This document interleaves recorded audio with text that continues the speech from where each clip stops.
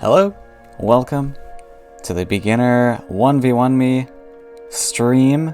We've finally come here. So far, I've spent the past 4 streams building up my card collection. Oh, low battery. That's not good. Might have to charge that. That's a great start to the stream. Anyways, yeah, so spent the last 4 streams building up my card collection. Today, I'm gonna open stream up to you guys and let you guys challenge me to matches. And if you haven't seen the rest of this series, I'll link the playlist up in the top right, so you can check out what we've been building up so far. I'll just go to my card collection here. I've edited these decks a little bit since last time that we played them, just with cards that I've built up, so I might go into each of those eventually. And built a green-blue list, because I kind of had the cards for it. So here's an example green-blue list. It's kind of like a green-blue jump with some extra sturdy bodies in there as well. So we've got making use of jumpers with many buffs. This is typically the green-blue archetype. So we pair these mobile bodies with some surprise buffs. And Tyrann X is a pretty solid card, so I just threw that in there as some deck filler. And Ancient Boar as well. Hey Sesh, how's it going? So we'll probably, if you are a beginner and you want to challenge me, or even if you're an experienced player and you have a Smurf or something maybe, we could do some matches. Man. And yeah, just let me know in the Twitch chat, otherwise we'll just fill up the rest of the time with like puzzles or something. I apparently have to charge this. I hope that this will last a little while. I thought this was charged, but we'll see how it goes. Maybe I can play. Ooh, I might be able to play with one controller. It looks like I can operate the joystick just with this.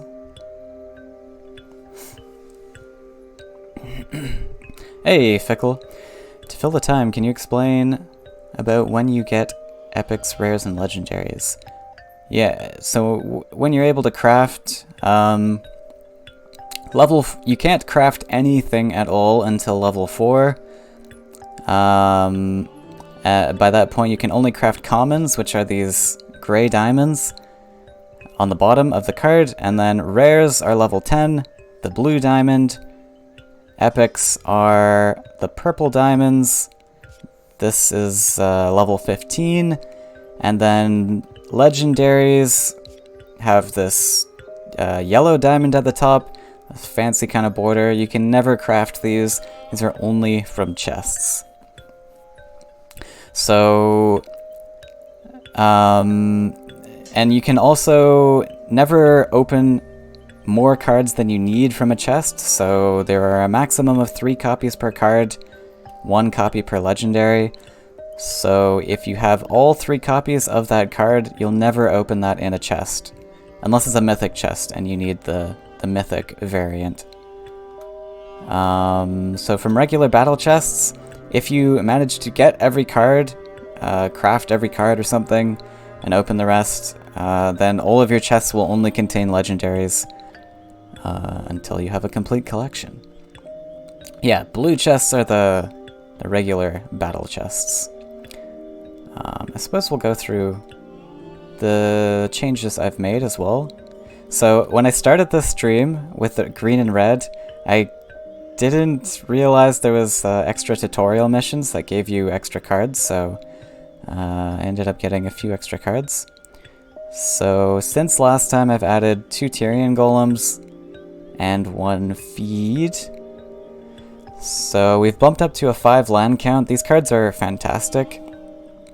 Only having 3 of these 5 land counts is like maybe not worth it to step up to 5 for us, but I just wanted to include those anyways. Tyrian Golem's such a strong card, and so is Feed the Forest.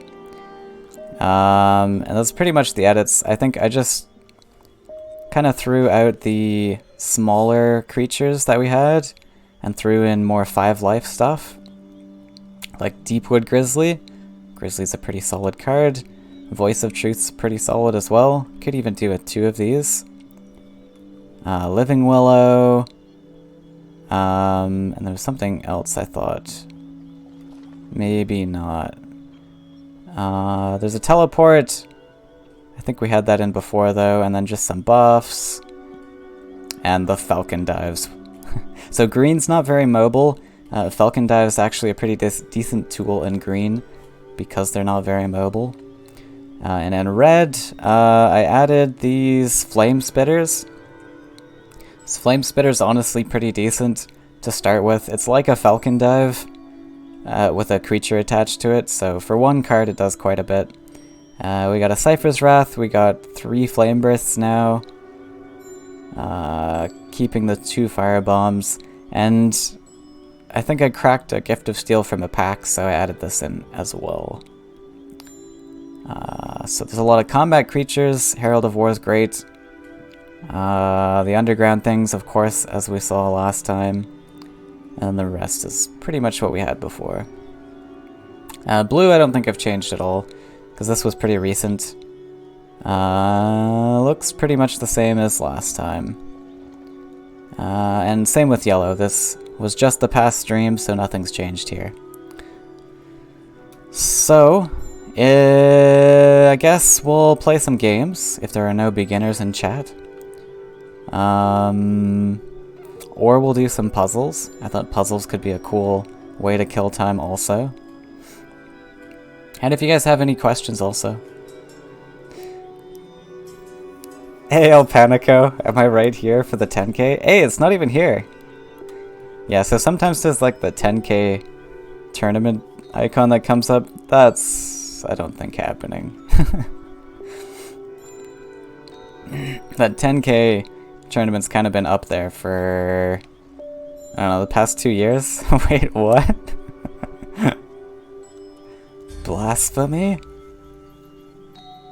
It is unfortunate. These starting puzzles are probably pretty easy, right? Oh, I can't even, these are locked. Sad. Wait, before replay... Oh, these are replayable puzzles. I see. Interesting. You should defeat it in adventure mode. Okay, I didn't realize that actually. So all of these puzzles are ones that you will face in adventure mode at some point, and then you can just replay them here. So we'll just do these loyalty patch puzzles then. Some, yeah, the elements puzzles are DLC. Wait. Do I have access to these? No, there's like a download button. Right? Only on some of them. This is part of a DLC. But I can do these ones? Ooh. They let us do the first page of the elements puzzles. Alright. Awesome.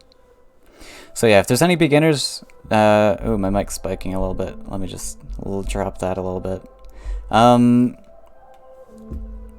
That is super loud. I think I've cranked it a bit too high.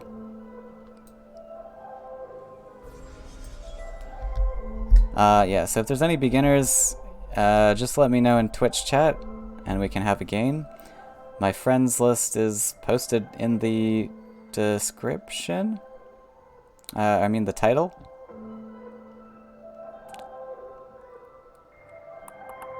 Alright, so this puzzle. We've got a Triton Banquet, so we can hop this guy over. Low battery. Might have to charge. So we're gonna hop over. Get the corrupt off. I don't know what Tortoise is gonna give me, so let's try that. Oh. Okay. Ah, I see. Okay. Let's restart. May have complained about the tournament logo being in game. Amazed it's gone. Is it like actually gone?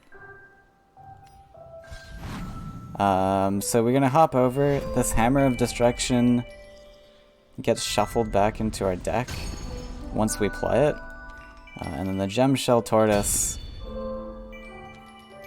lets us draw 2 copies, or draw the first card and then we get to copy it. Beautiful.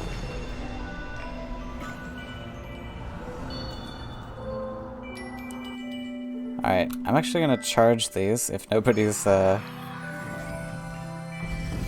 stepping up to the plate, and we'll just talk about something. So I'm sure we can find something to talk about in here somewhere.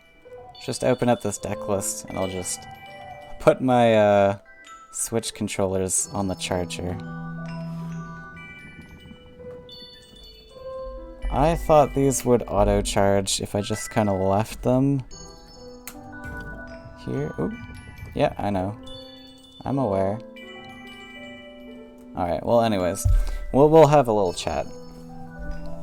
So, green-blue is an archetype that can take advantage of buffs, as I was saying. So often with dual colors, you need to gain something from both colors to have like a viable deck. And often there's like dual colored cards that kind of pull that together. Like in green-blue, we've got Frog Tosser. In red-yellow, there's Scourge Flame Spectre. But if you don't have any of those kind of like dual colored cards, then combining 2 colors means you really need some kind of synergy there that's doing something useful. So, for example, green buffs paired with blue jumpers, because the blue cards have a lot of mobility attached to them. Buffs give kind of a nice, just massive mobile body type of thing. Another green-blue combination is like Gabrian Enchant Things with green's high-statting life creatures. So green-blue is like one of the best dual-colored decks out there. There's just a lot of synergy between the 2 colors. And then the other one I think is probably red-yellow, because red is not very mobile, but it has a lot of combat triggers. You can pair the mobility cards from yellow onto red cards. So like Kalim's Training has, it gives charge to and flying. Hey, Wes Clayton, thanks for the follow. What about Angry? Yeah, Angry is, true. Angry is another combination in red-yellow. Angry means higher attack than life. And there's some angry cards like Firebringer, which gains +1/+1 every time you play an angry creature. Or the other guy, I can't remember what his name is actually. The red card 7 cost. How's it going, Wes Clayton? Cool little emoji. Hate Seed. Yeah, Hate Seed. Also has nice synergy between red and yellow. Yeah, so there's a lot of angry creatures in yellow. So red-yellow angry can be a pretty decent deck. Totally ready for a 4-hour stream with the topic, why you don't double neutral every single turn. Yes.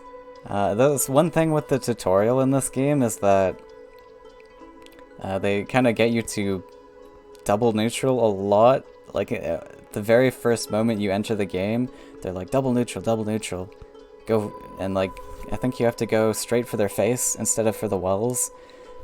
So I mean, they're just kind of showing how the land functionality works, but I think that showing that at the very first moment of the game kind of hurts a new player's mentality, because it kind of shows them, oh, I need to rush instead of go for the wells, and I need to build double neutrals a lot to block off my opponent's lands or something.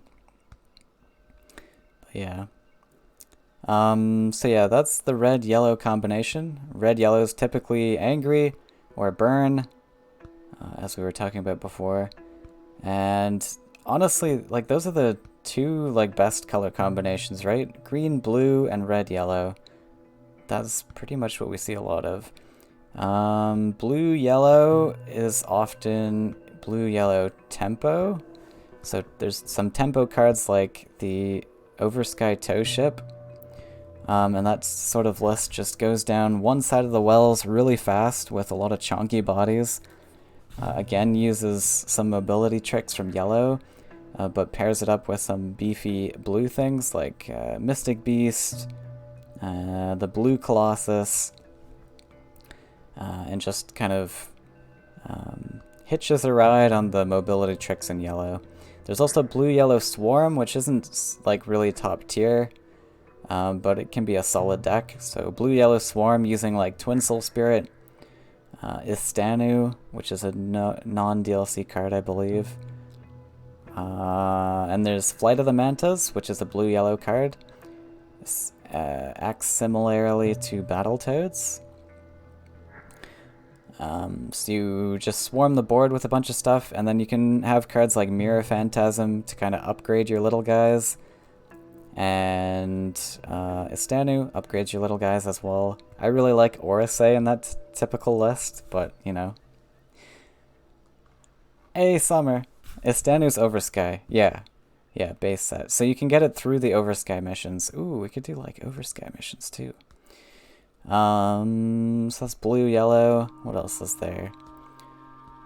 Blue, red's not really an archetype that is seen that often. The 7/7 Beast, Ice Rock Behemoth, is an okay card, but blue and yellow doesn't really have that much pairings together. I don't know. Like, blue has some mobility tricks, and red is lacking mobility tricks, but typically yellow is just a better color to splash in there for mobility. Blue's mobility is a little less than yellow. So that's blue, red, green, red. Again, not really a top tier deck at the moment, but there's some strong cards like Emerald Salamander, which I think is an Oversky card, and Crackthorn Beast. You can kind of make some things work there. Typically, that deck is very slow, and you kind of just build up a big sort of collection of creatures at your face, especially to pair with the Emerald Salamander. You kind of want to cluster your creatures up so that you get massive buffs. Green, red, blue, green. I think that's all of them, right? Wait, yellow, green. Yeah, so yellow, green is like, there's Soul Eater in green, yellow. So you can do some sacrifice decks, which is actually, like, that's a decent deck.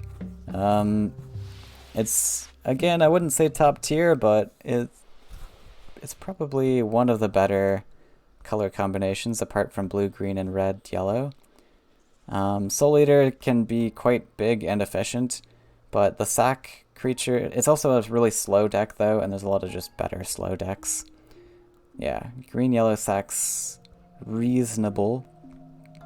But also we have Rakoans, which kind of do a similar job to sack. Rakoans is like a 4-color deck, pretty much. They're just cheap, efficient, early game, well, sort of early game bodies. And then you've got the Rakoan champions to build up to. So it kind of does a similar thing to sack, but with much more efficient removal answers. And then that's pretty much it in green, yellow. Like, some people have played around with like green, yellow tempo, but I think it just is kind of lacking compared to like blue, yellow tempo. Because the green cards are a little bit expensive. Blue's a little less expensive, but still has some decent stats. So you kind of have that trade-off for tempo-oriented decks. You don't want to, like, for tempo, you want to kind of, well, you want a tempo. So you want some reasonably costed creatures that you can drop at their face. Green's a little bit more expensive and a little slower. So yeah, that's all the dual color combinations. Right now we've got like a Carassius list, which has triple color, so Carassius pairs really nicely with Aurora's creation, because Carassius can just keep being replayed with more and more copies. So if you have creation, you can create even more copies with it, and then that becomes a triple color deck because you're in green-yellow for the Carassius and then blue for creation. That's a really strong deck unless you're against Rush or Tempo. Typically paired with the Rakoans to give you that early game removal options. Carassius is basically just blue-green that gets to run Rakoans. It's kind of like a combo list as well, because like the Carassius you can get like just fill the board with Carassius and then that wins you the game. So often that is your kind of your win condition. Instead of going for face, you're just building up as many Carassius as possible. So let's do some puzzles. If any experienced players want to challenge me to matches, you're welcome to do so, because it looks like there's no takers for the beginners at the moment. Let's do some of the puzzles we have available at least. Could I play you with an uncommon blue deck? Yeah, for sure. Friend code is in the title, so you can copy paste that.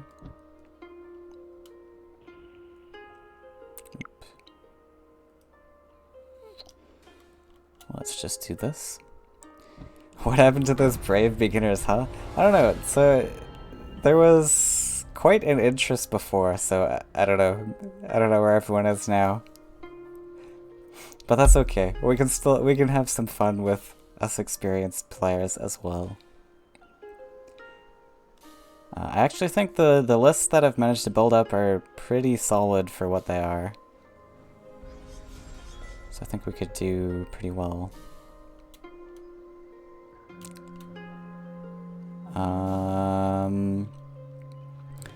Alright, so this guy gets to be a 6/6 when we play 2 7 or greater costing cards.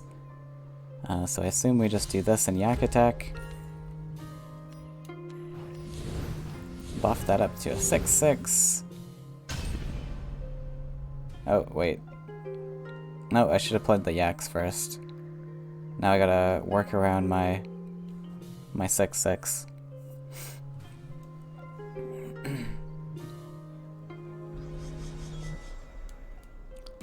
There's Sesh. Alright, so we're gonna go for Bold Bargainer first, and Yak Attack first. So I need the center Yak to kill the Toad. And then we can hit for lethal like this. There we go. Easy. Oh, we get experience for this too. Quite a bit. And some chests.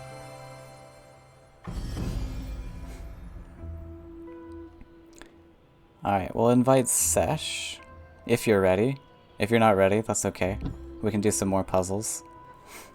We got identical little blops.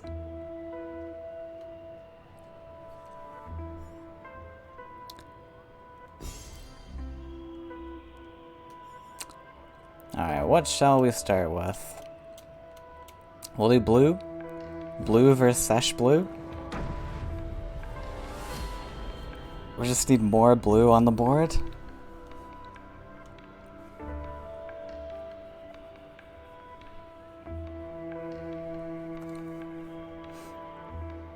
Alright, so Sesh is not a beginner player. He's been playing for a while. You can see by his level. But I think he said he's using just a uncommons deck or something.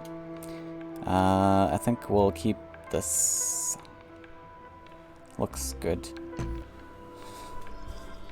We get the Explorer, So we get a nice juicy disciple.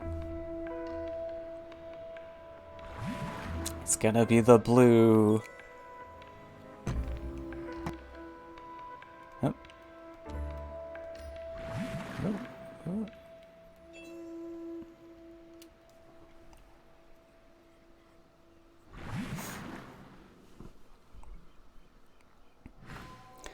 It's yaks! Oh, is this a common? Interesting. So we're gonna fight this yak. Sapphire yak especially is very spooky to keep alive. We actually have a clear for this next turn with Ninja Toad.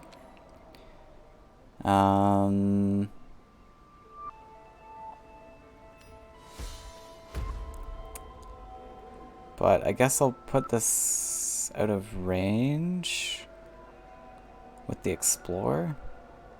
I could also just Shifting Tide. Actually, I'm going to use the Shifting Tide because I'd prefer the lake to be on this spot. And then we'll pass like this.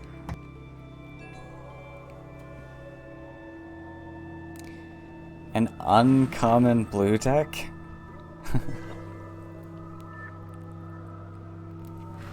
What's wrong with using shifting that turn? That seems like reasonable. We get. I didn't want him to like find the. Oh, it wouldn't matter if he finds the charger guy because he gets 2 attack anyways. But, whatever. Spell Whirl. Start with that. Ooh. Enchantment.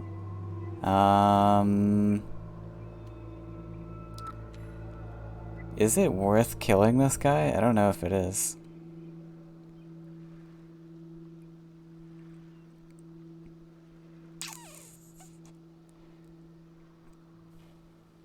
Is it?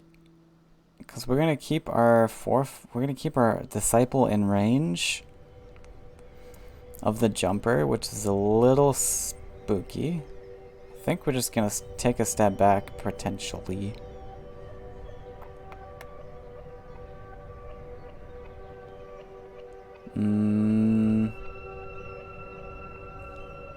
Yeah, if we take a step back, because there's not really a point in clearing that just yet.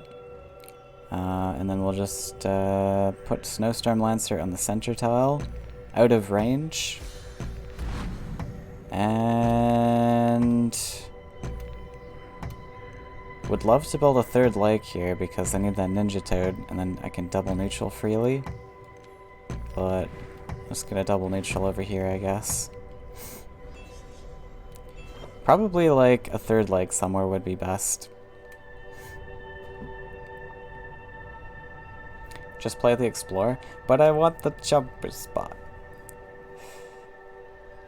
You want to set up trade with the land movement? Could be true. I just wanted the lake spot. Oh, he's got some mobility, looks like. Shifting Tide. This is why Snowstorm Lancer sucks. Whoever has the initiative is got the best Lancer. That was, yeah. Ooh, Azure Wisp. Lake spot overrated. We got this Mystic Beast.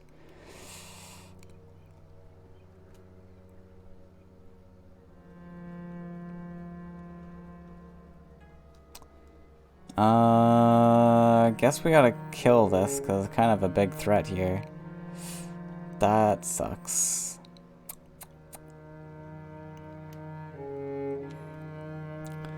So we need a 3rd lake. I also want to produce this Mystic Beast, so I might give up my collection.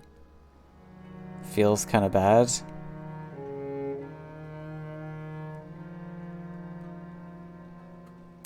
But I think I want that Mystic Beast. Gonna need something to fight with. So yeah, let's just go for that. This is really awkward. But keeping the Lancer alive's a bit spook.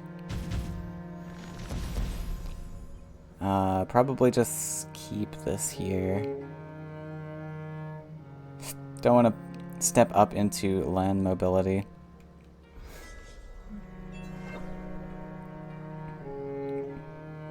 This is why Snowstorm Lancer sucks and then gets traded by Snowstorm Lancer. Like, I don't know, it just sucks when it's your turn, but it has some uses. You liked stepping up?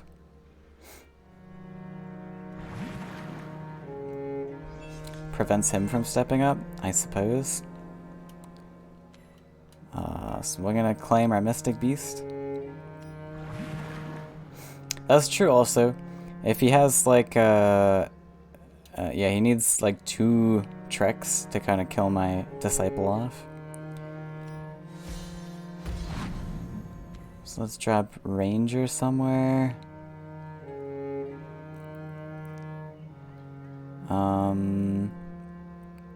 I think I want it out of range in case he finds a surprise buff, maybe Ninja Toad or something. So we'll just put Ranger here. Definitely don't want to step up now because he just needs the singular Humbling Vision. But I think we can just pass from here. +1 Yak attack. That's true. This does play around Yak attack a little bit also. Blocks his collection spot. Well, does it? He just can like... Yeah, it does.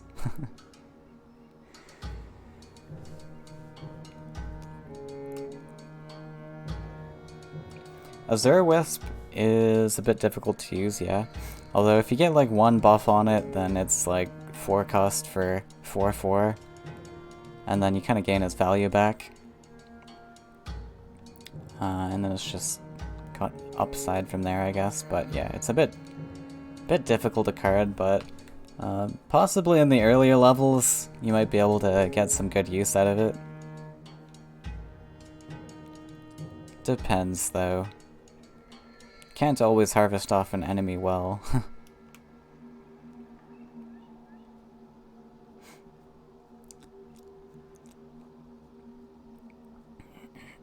Yeah, I would agree. You need like at least 2 buffs to make it worth it, because you have to invest something just to get the singular buff. It's just a worse Maceman. But I mean, like Faeria value-wise, it's like okay. Colossus. Alright, so I'll step this up now, since he's stepped out of range.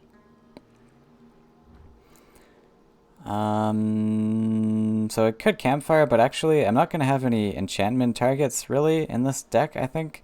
So I might just enchant this for the extra 1 buff. Oh wait, what does Campfire do? It puts him up to 6 life. Yeah, 6 life's not going to do enough, I think. So we're going to lead with this because it draws. So we'll see what we draw into. Humbling.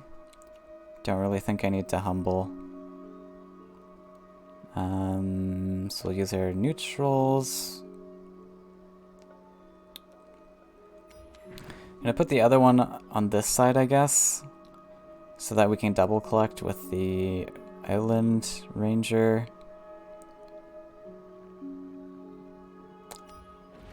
Don't have a lot of creatures on the board. Bop. And that's it.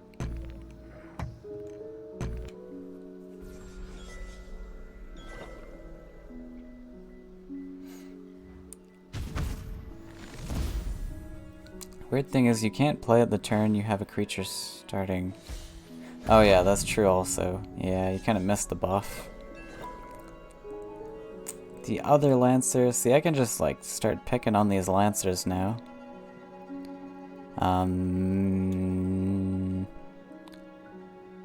So Campfire and Falcon Dive is an answer, but Humbling Vision's a little less resource heavy, I guess.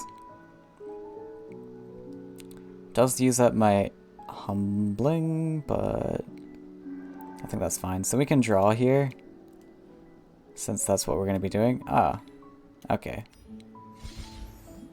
Makes me feel a lot more confident. So we get a value hit here, water Ellie up. Honestly, I can start challenging this yak, I think.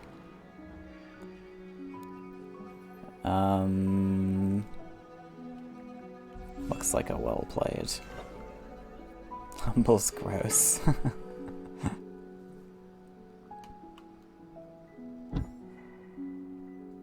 Well, we can keep going if you want, Sesh. Unless anyone else wants to step up to the plate. I'll try out a different deck. Maybe the yellow. He surrendered to protect the innocent yak. Oh, poor yak.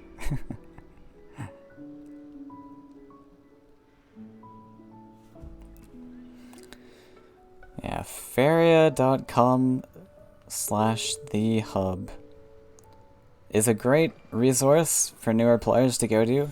Unfortunately, you can't make your own account there anymore, but it is a great resource. This seems pretty reasonable. Mistral Guide starts pretty nice, and then we have like a starting creature. I guess we could just... yeah. Could also just hold the Deathwish Ghoul. So we'll start with Desert. That issue. Those poor odd-numbered creatures. Yeah. Humbling kind of picks on them. I would love for this Deathwish Ghoul to have flying, I think.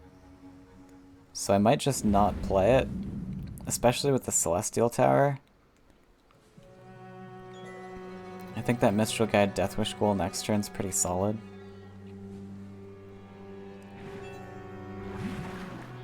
We do have to kind of contest this.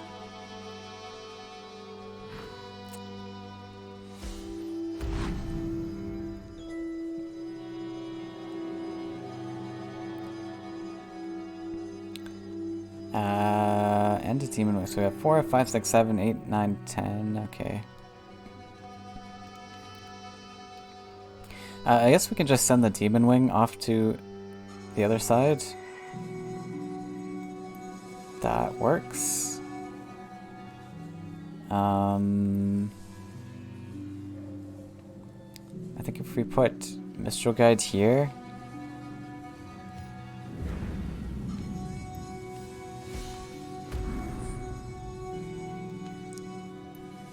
just send this off here.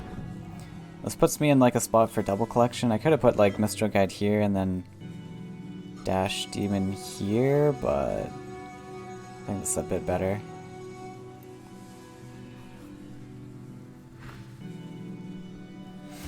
Oh no, he gets buff.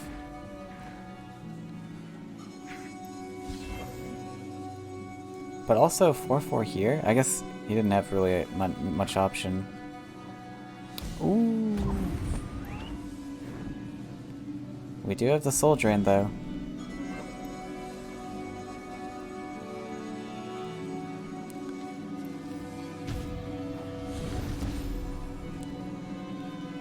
Do I want an aggressive desert here? Maybe?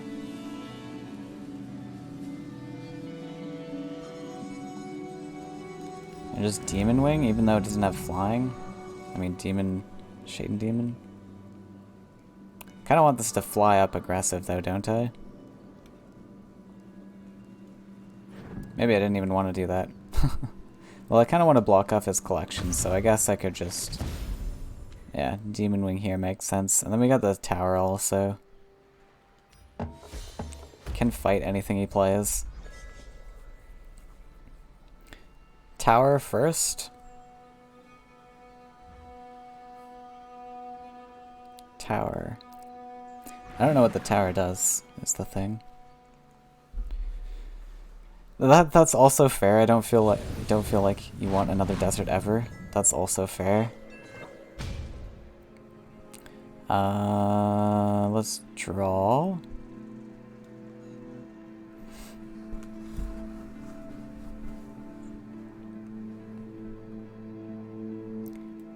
Yeah, you had the 4/4 to contest. Ooh, that could help. Oh, did I want to collect? I'm not sure. But I think I want to take away his frog. So that he can't collect with it. It's a bit expensive a choking sand, but I still get to produce other creatures, so I think it's worth it.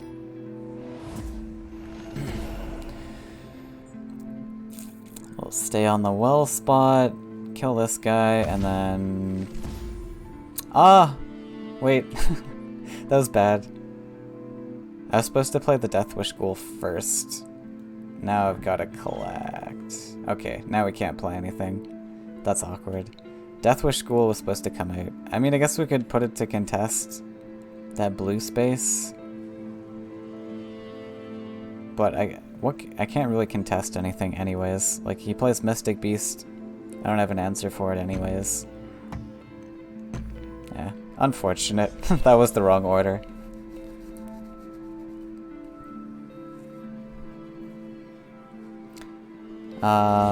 Can a creature that swallowed a creature be swallowed? Yeah. Yeah, so they prevented all of that nesting. You're only allowed to swallow once.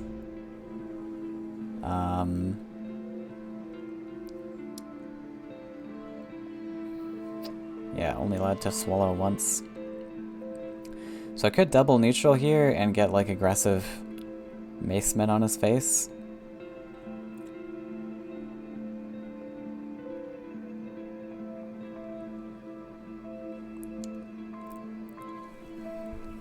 I can also just like double collect. So if I can go up to 10 Faeria, 4, 5, 6, 7, 8, 9, 10.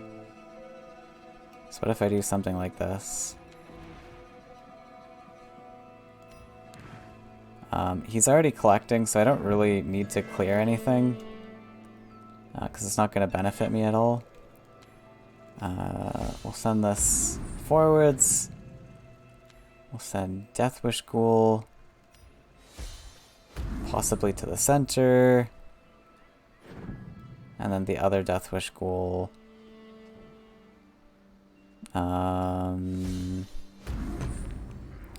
Could just go back here to contest the frog.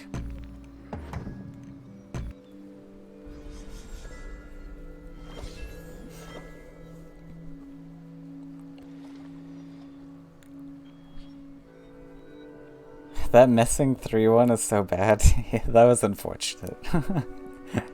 We could have had an extra 3-1 on board.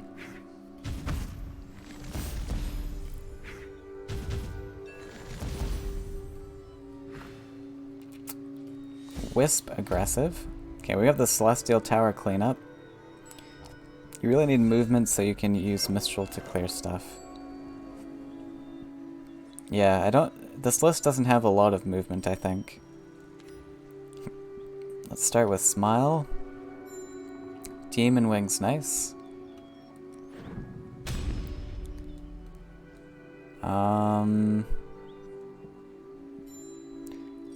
So I could drop this aggressive, or I could put it like back to defend this leg spot. Kinda like aggressive. Potentially. So we could just draw here. Wind Soldier! Does that do anything for me? Doesn't really help me get any clears. So let's play this somewhere.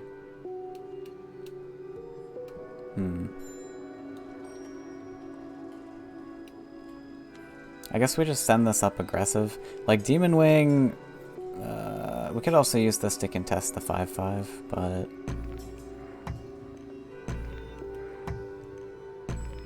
yeah, sure. Why not? I just don't want to block myself here. I guess I just go for it anyways.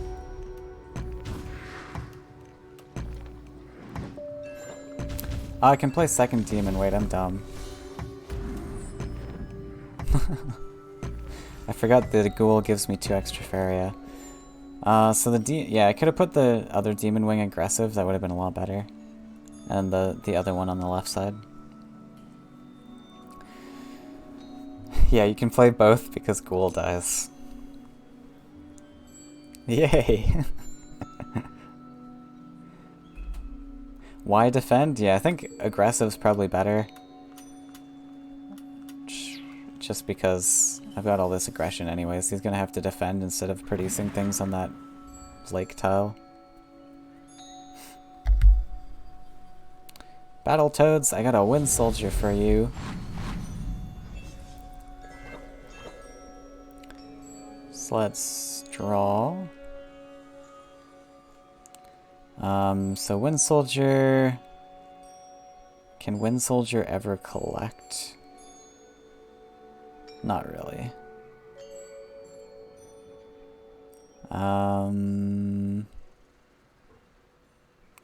So we want the tower to clean up the Azura Wisp.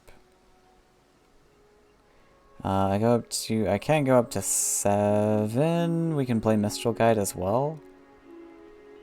So let's charge this. Kill this. Step here, kill this. Just... Honestly, I can just step down and collect and not play the Wind Soldier. I don't really need to play it, right?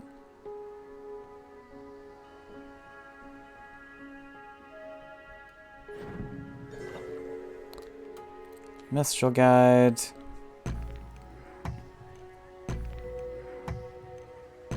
Doesn't do a lot, I guess.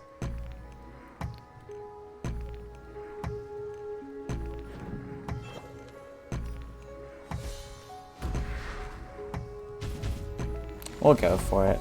This keeps us in double collection, at least, so I think that's not too great. This wisp is having a sad life. Surprised the rope didn't get you there. Seems like you're getting more comfortable with the Switch controls. I am! Yeah. I know where the buttons are, so I'm definitely roping a lot less, but there's a lot more roping opportunities than there are. Oh, that's gross. Very gross. So that should just secure our win. Send this to the center.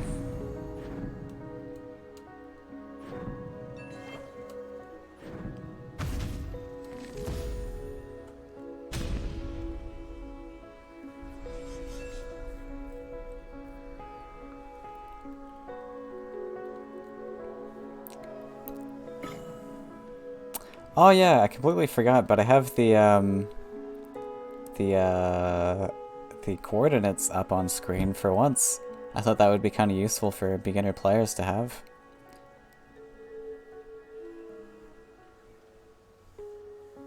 Does silly value turn with Tower Maceman? No yak spared. Not hitting face with the right Mistral was totally BM.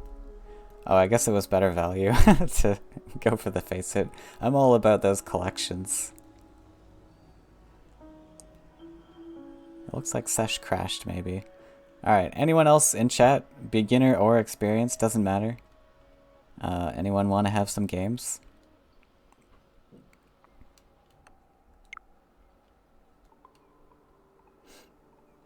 Hey, thanks for the game, Sesh.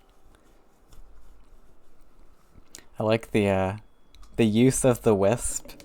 Never see that card.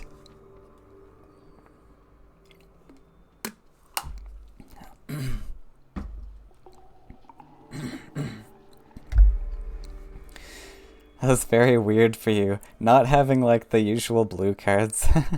Hey, Tarius. Hello, welcome. Alright, we'll just do some puzzles, but if anyone wants to play some games, let me know.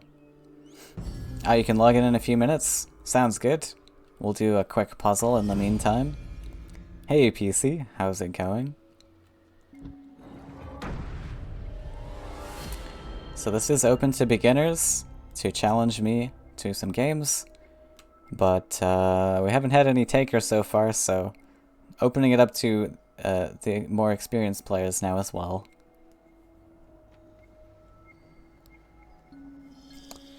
Knowledge is power. It's gonna be like a wisdom game. Alright, let's try and beat this first try without like scooping.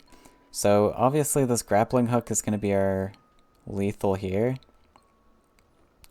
We've got 2 cards to draw into, so I think we start with Dreamkeeper always. We have to Shifting Tide this guy over to draw our 2 cards with this. Wait, we've got 4, 5, 6, 7. Actually, we probably want to draw first. I don't know what the other 2 cards in my deck are, but probably going to Shifting Tide the Colossus over. I'm at 6 Faeria, double hit. I think that's what we have to do. I don't know what's in the deck, but I think we have to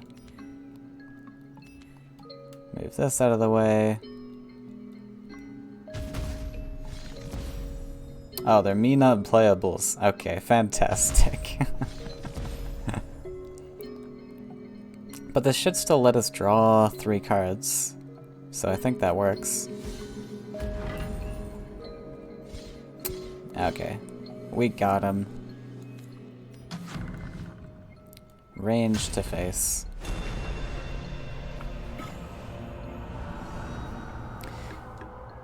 It's kind of hard to think of how to build a bad list enough that is fair versus your incomplete collection, but still not total trash. That's fair. Could do like rare cards only, and I could like dump my any epics that I have. Because I don't think I have very many epics. Can you say that in English? Something being spongy? Yes, but it's not usually applied to those parameters. Fair. Physical texture, yeah. Like cake. Synonym for inaccurate. Spongy. Yeah, I don't think I've ever heard that in English for being inaccurate. Spongy.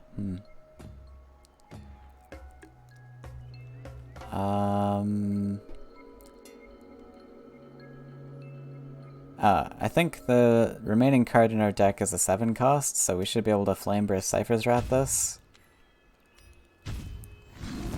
And then there we go, it's Krog! Amazing.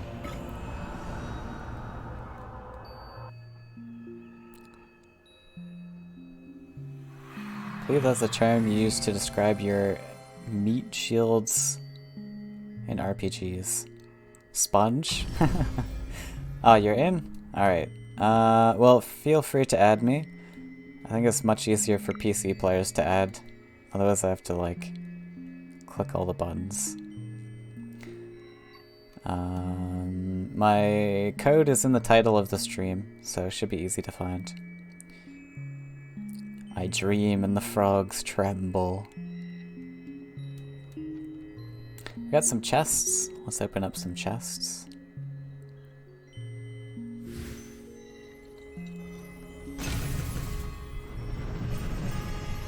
There's the ice rock.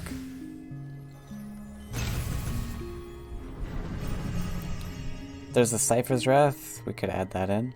And a Windborn Emissary. Nice. We need more poetries. Alright, we'll do some poetry. Andy looks like he's ready, so we'll read some poetry after. You'd never call a cake spongy in German? Oh, really? We actually call it sponge cake. A particular kind of cake. Yeah. Oh, we got a card back.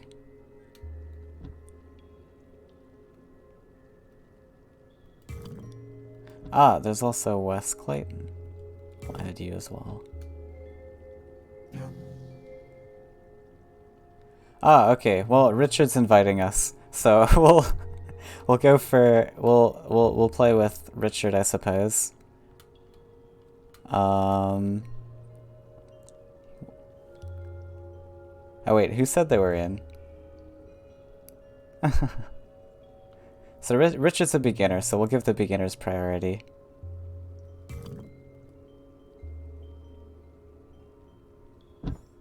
Like Victoria sponge cake? Victoria sponge cake. Never heard of that. Okay, let's try red. Haven't done red yet.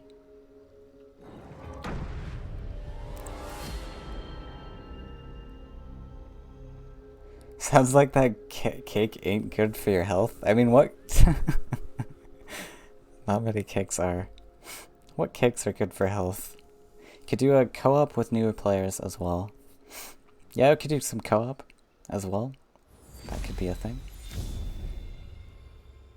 Now playing cheesecake.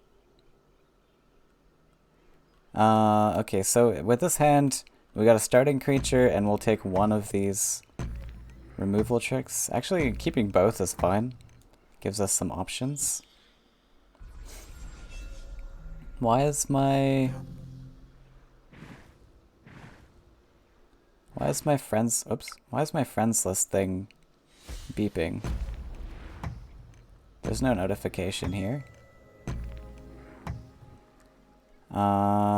Okay. Little yak boy. Going off to the right. So I kind of want to contest yaks. So we're gonna start heading that direction. We'll be a little bit slow to get there, but...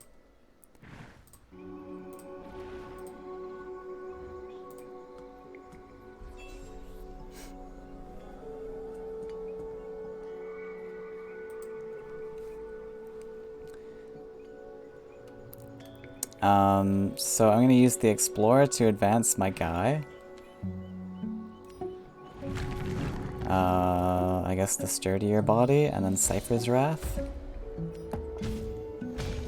I actually really liked Prairiac,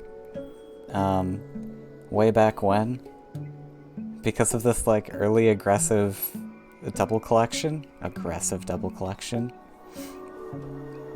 If you win this match, I'll get my watch and learn done. Ah, that quest. Yeah, if you need the quest, go ahead and spectate.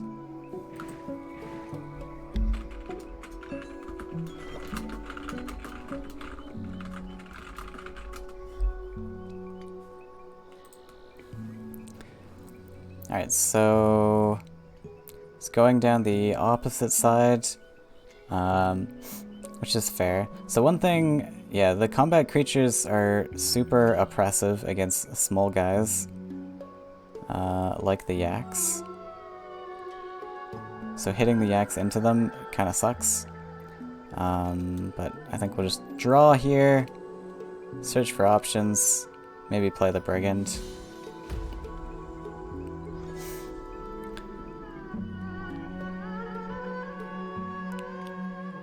Why? Why are you pinging me? I don't understand.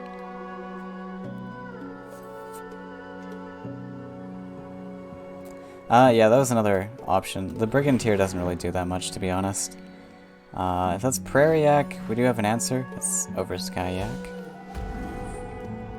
Yeah, the Brigand was kind of a pointless play. That doesn't really do anything, to be honest. So we'll keep drawing. Don't really have... double flame burst? That kind of feels gross, but I might go for it. It's really expensive, but also this brigand should have gone forwards. Yeah, so one thing so far, I think this double land investment allowed me to have lands to step on in the future. The 1/1 Prairiac was really difficult to come into combat creatures.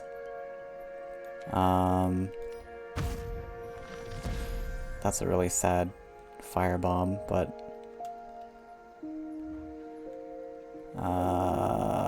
mountain aggressive now. So we have like an Axe Grinder spot.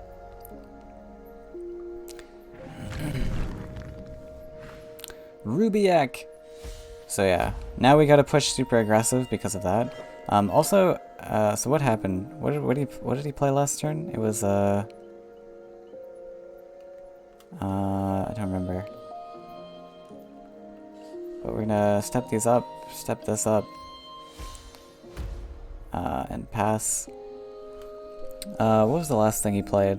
Was it the Sapphire Yak? I think it was the Sapphire Yak. So yeah, the double land wasn't hugely important on that turn because nothing was being produced on those lands. I guess he just wanted the Ribiak aggressive, but I usually like collectors a little bit better. Although, now's a good time to go face, since I've got quite a bit going for me.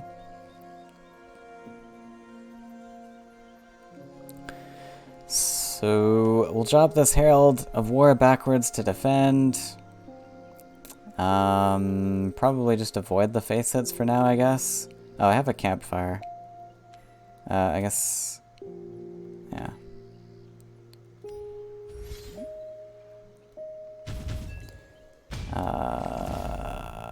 Campfire...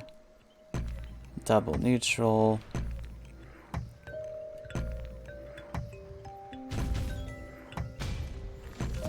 take a lot of yak pings to face. That's okay. We'll set up that land. Yeah, I just realized I probably should pre-campfire this. Because now he gets to value trade it. But I guess that's fine with the salamander in hand.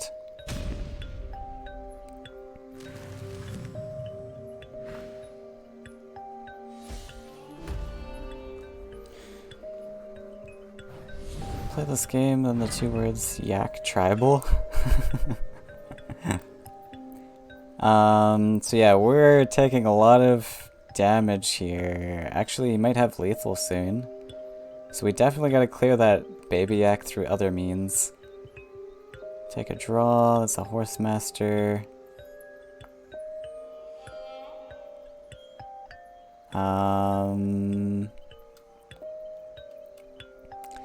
Can't clear the... wait, do we... okay, we have to kill 2 yaks. And then I'm at 1 life. He might have it here.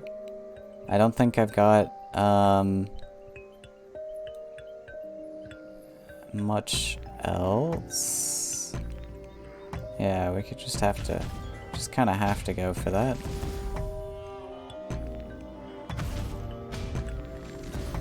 And just hope.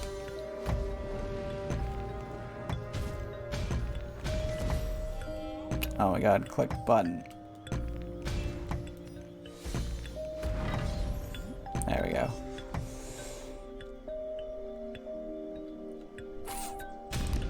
Oh, sorry, wait, what? Oh, yeah, I dealt the damage to the... never mind. Yeah, for some reason I thought it was combat only. It was just that. Yaks! Too strong, too powerful. Well done, Richard. Yaks OP, confirmed. Alright, so I guess Andy, if you wanna have a match now, we can. Or if there's any other beginner players also, I would like to give beginner players priority. I'm playing my yak deck at the moment. Yaks are great. The Ruby Yak's like not as great usually. Like it worked out in that matchup because, you know, it happened too, but the Ruby Yak's kind of very expensive. 5 Faeria for a 4/5. It's kind of eh. And then like the burn damage is like something a little bit extra, but generally, decks seem to give priority. If there's no one, just invite me. Kaleem trained Sapphire Yak. Hellfire on Ruby Yak. Oh dear.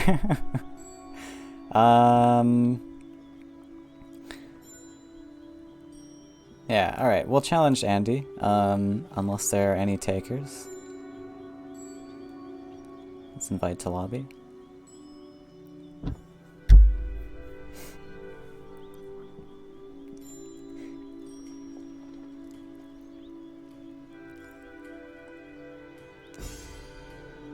I'll go for... I guess we'll just go for red again. I feel like the green list isn't very exciting to watch, to be honest. I guess I could have tried the green-blue there. But yeah, the green list kind of just sits around and builds up massive stats. Hey, Triple D! Welcome! If you want to have some matches, this stream is open for matches. How's it going?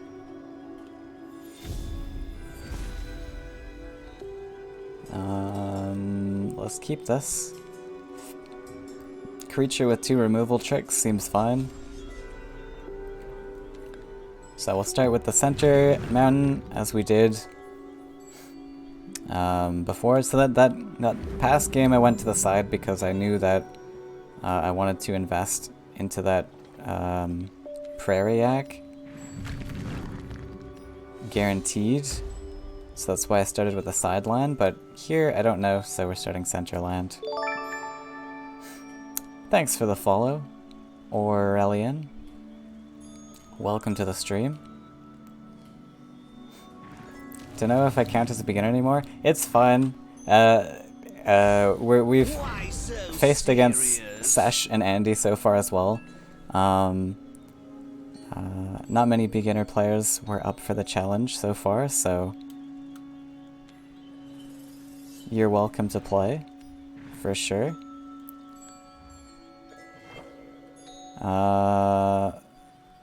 Court Jester? What could be happening here? I think we're going to take the Cypher's Wrath to take away his collection.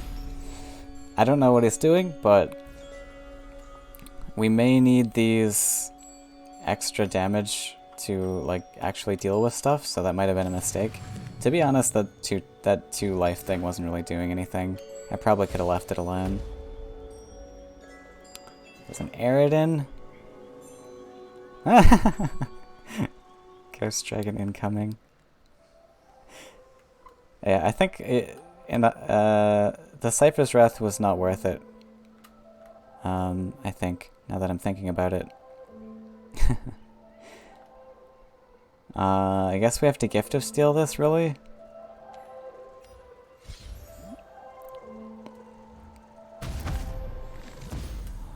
And I might just +1 boss just to get like a collector down here. Seems alright.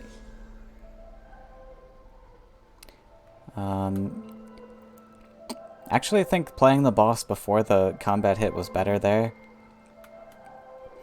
Having the 3/5 back here and just saving the buff for the other boss to go more aggressive.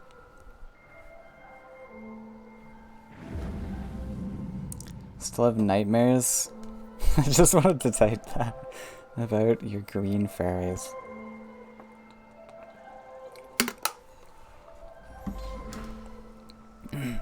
Oh no. It's a dragon.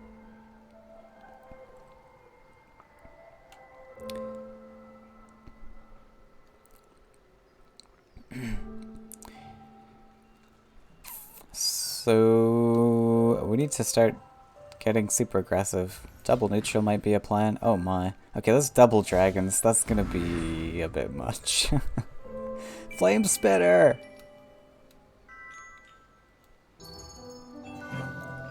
Alright, I take it back. We can't go super aggressive anymore.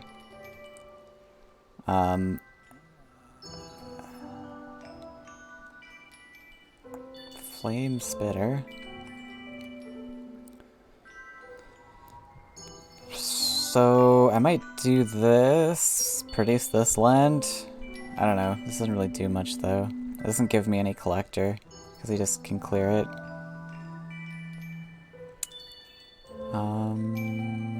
I mean, he might go off to the opposite side, so Spitter here is fine actually. That'll probably give me the collection. Spitter! And we'll just hit into it. Spitter to the rescue. One very efficient answer to this is Emperor's Command.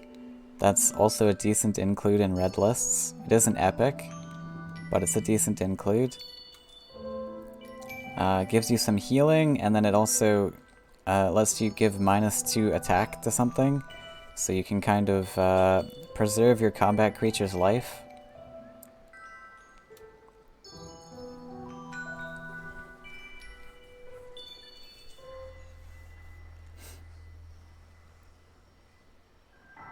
Yeah, so he is going to go to the opposite. Yeah, that makes sense. So I like the spitter on the well spot.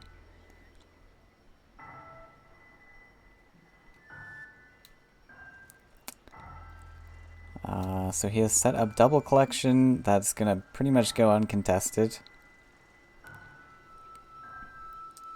for a while. We're going to need to find... Ooh. Yeah, that's big. That's quite big. 2 flame bursts. We have 4, 5, 6. I guess we could flame burst this and just double hit in. So let's take a draw, since we get these combat hits. Yeah, I think we're flame bursting this, just to get it out of our face. Kill the collector. I mean, actually...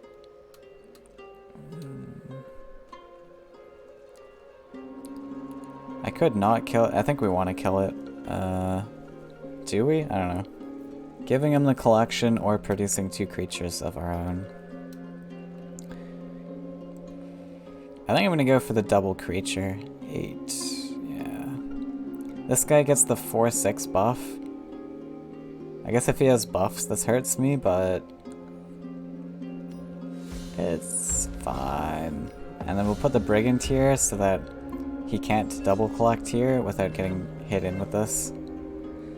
But we do give him the extra collection on this side, so...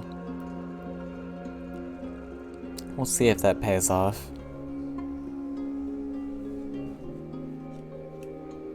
This gives me immediate value with my combat guys as well. If I use the Flame Burst, like I might need to use these on other things in the future, I'm not sure. So, I don't know. Another Court Jester. Why so serious?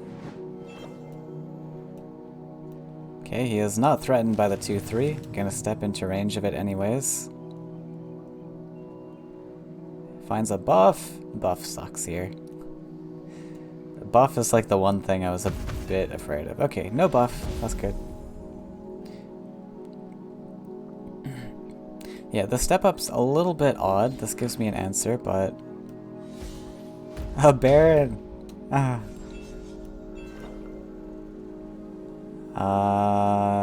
Yeah, so I'll take the free hit here.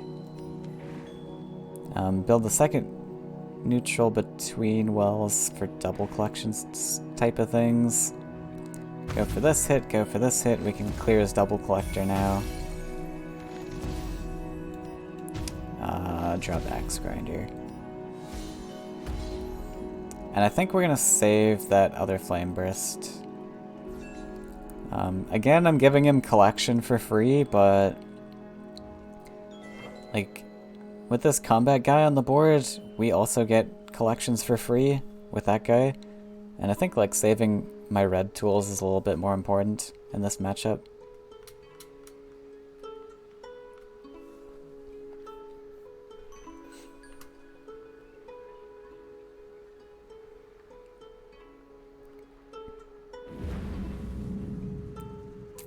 Is this Soul Eater?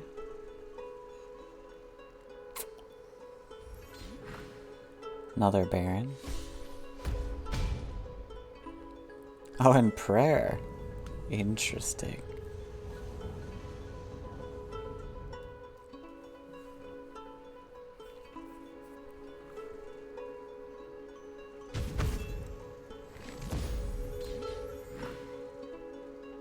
For Flash Salmon.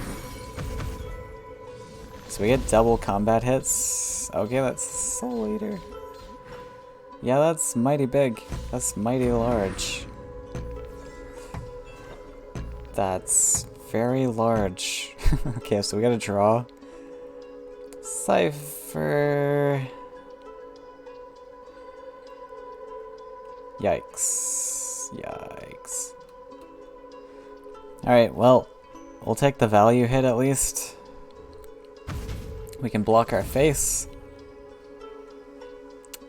But we kind of need some answers. 5, 6, 7. I've got a cleanup with the Cipher plus Brigand. I also have a cleanup with Axe Grinder plus Brigand. I think I'm gonna block with this guy.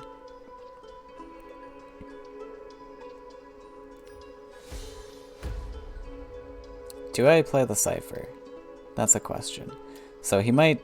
I think I need to play Cipher just in case. He might just go over, collect, and clear the Brigand. I think I have to play this just in case. It feels kind of bad, though. But, like, if this hits my face, I'm kind of dead. Like, if he steps this 10-10 over in any way... Yeah. If he like steps the 10-10 over somewhere else, like on this neutral or something, then I really have no answers to it. So I think we gotta sacrifice Cipher here. And just hope he goes for the collection now, maybe.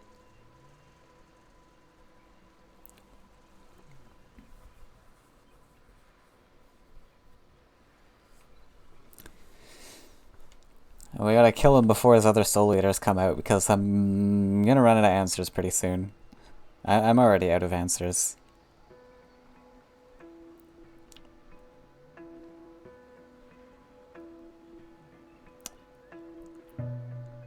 Had to use quite a bit up on dealing with the ghost dragons. Okay, he's gonna go over to the left. Might have a mobility. Oh no, another one. Yeah, okay. That's a bit much. It's a little bit much. So let's draw Horsemaster.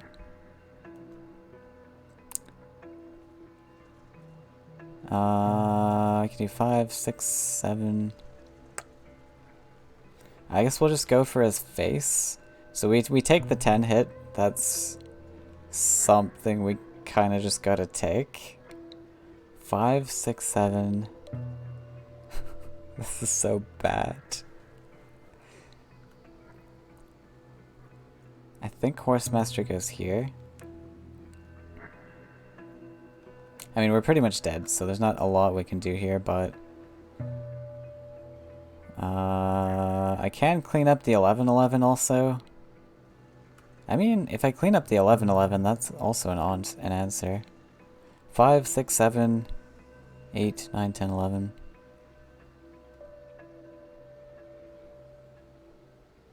Do we win if we clear the 11-11? Not really. Do we? I don't know. Yeah, I don't think so. Kinda gotta go face.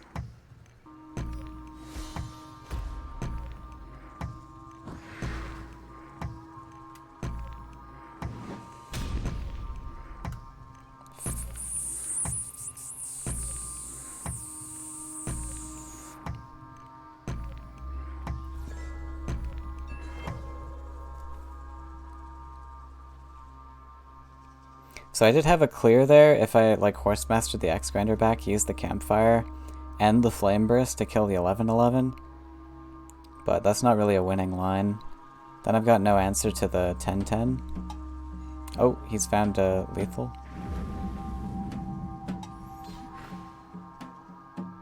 Yeah, okay, fair enough. GG.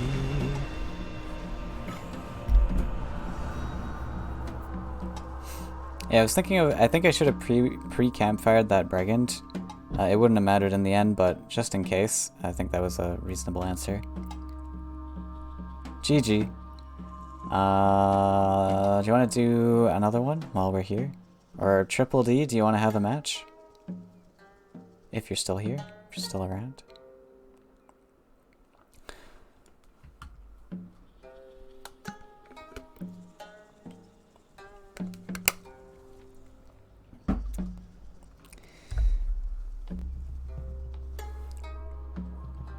Alright, let's do another one. If you're up for it. We'll try out the green-blue.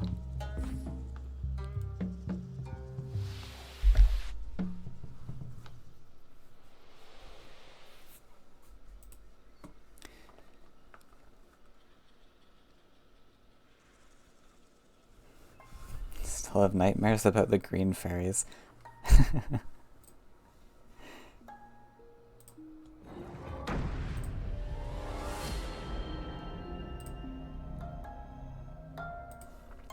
Alright, sometimes I like, cause I'm on my monitor with the Switch, I'll like pull my mouse over to like click on the screen again, and I'm like, oh, I don't have my mouse here.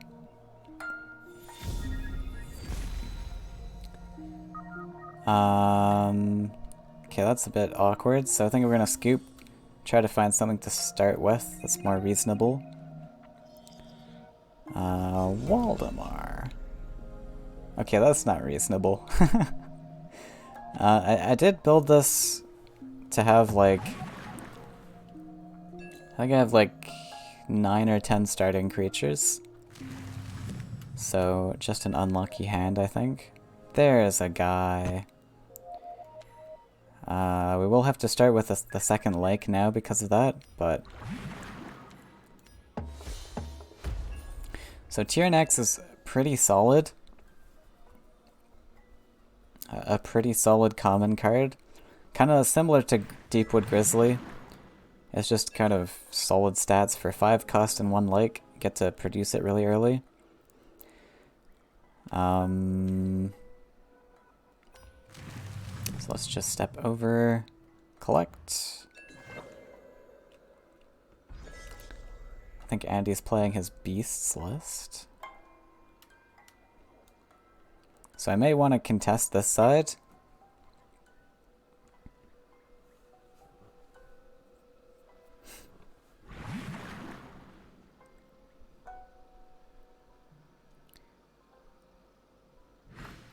Ooh, aggressive Mystic Beast. And a boar to dash onto the center.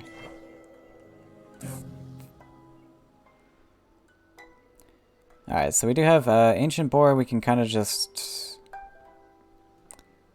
we do have the Sunken Tower. That gives us some luxury. So we can put the boar somewhere to kind of fight that Mystic Beast.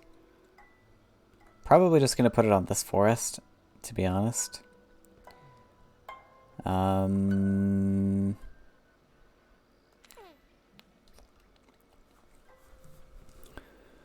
So I can take a step up and just drop beast there. Well, one problem is that Sunken Tower can't move past these lands. Actually, I could step the Tyrannex down instead. So maybe dash boar between wells. That might work better.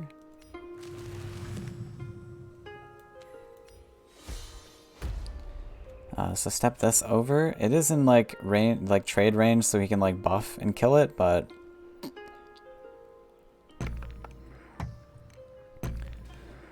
we're not gonna have very easy answers if he just steps over and hits face. So the buff's unfortunate. Actually, I might have even like pre-towered. This does give away my hand, but he might find Hunt down here and get a double trade.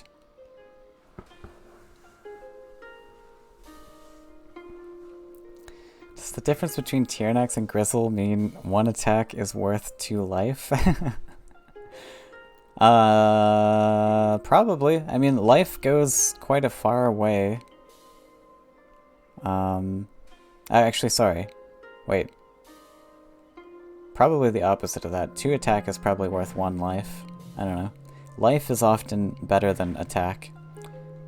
And I'd say Grizzly is like better than Tyrannex. but Tyrannex is still a solid card. Still a solid pick.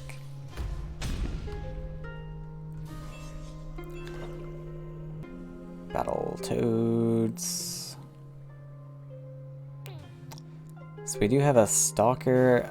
I think I'm just gonna double neutral and get some stuff going aggressive. We get to collect, we get to tower somewhere. Tower might actually go on this neutral. Because I kind of want the Stalker to fight. Yeah, not a lot of places for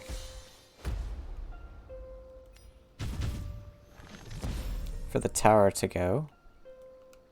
I'm gonna step onto the neutral. So I might put it on the neutral. I don't really want to block this collection spot. I think it just goes here. So we'll buff this guy, get the nice clean trade. Ooh. That opens up my Battletoads lands. Battletoads is okay here, actually. I think I'm just gonna go for Battletoads.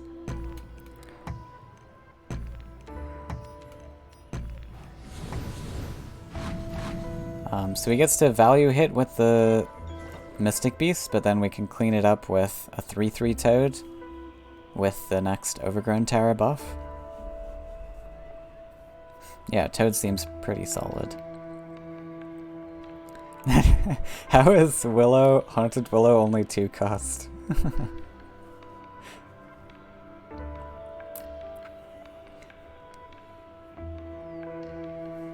It is no choking sand target, and Tosser may die, so 4/6 is fine. That's also true. So also, like, Grizzly's a really sad humbling target. I mean, so is Tyrannex, though. Actually, Tyrannex is even more sad. Well, Tyrannex can at least kill off Battletoads. Okay, he's going for humbling. I mean, sorry, hunt down. So hunt down is really expensive there, I think.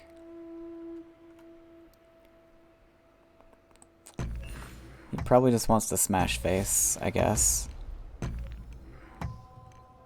I mean, getting the value or getting the clear on the Tyrannex is so nice, but I think I can like just keep defending, and it doesn't matter so much. So I could clear this 7/7 if I want to. I really want to trade the Deepwood Stalker into the 6/3.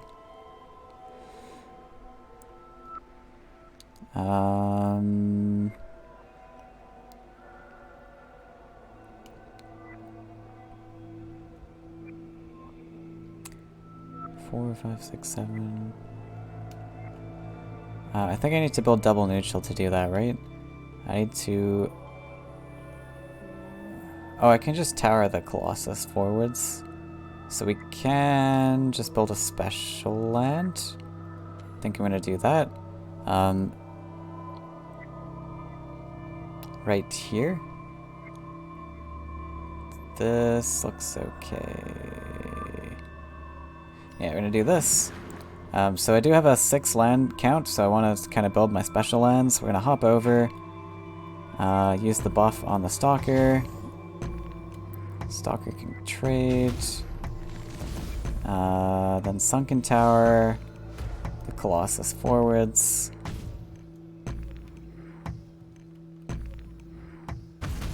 And double kill this.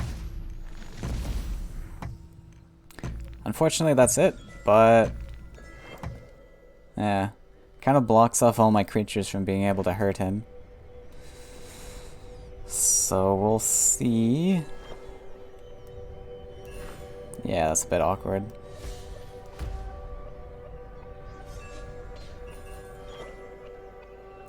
That's nice.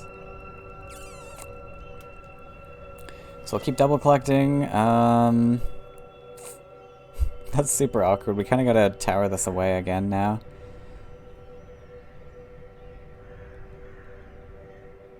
I think we can safely draw here, though. We're kind of going for more of a control match now. Well, I guess we were at the beginning, but... yeah, let's take a draw. Triton Trainer. Okay.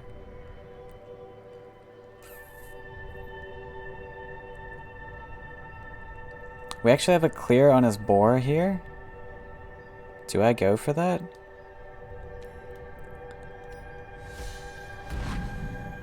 Can we play everything? We can. Okay. This looks pretty solid. So Ninja Toad gets the Triton Trainer buff. We can tower this for a collection. We can Overgrown Tower to get the clear, taking away his collections. Oh my god, click the things. Get that collection, drop this to block our face. That's pretty solid. So we've now taken away all of his collections. We still have our double collector and we've blocked our face. I like it. Improved your meme deck. I'll wait until everyone got a turn. Nice. With the blue guys.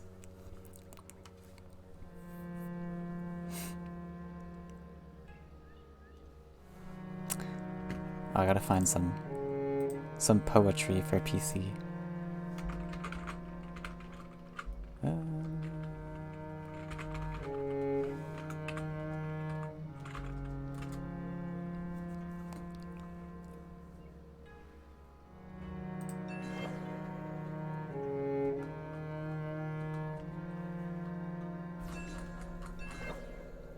Humbling top deck. Alright, that should secure our win now.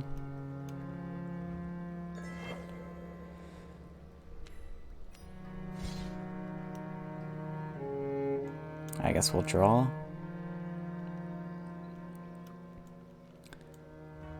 So take a hit there, collect, pass. So green-blue is a very controlling archetype a lot of the time. Especially since it has high land counts.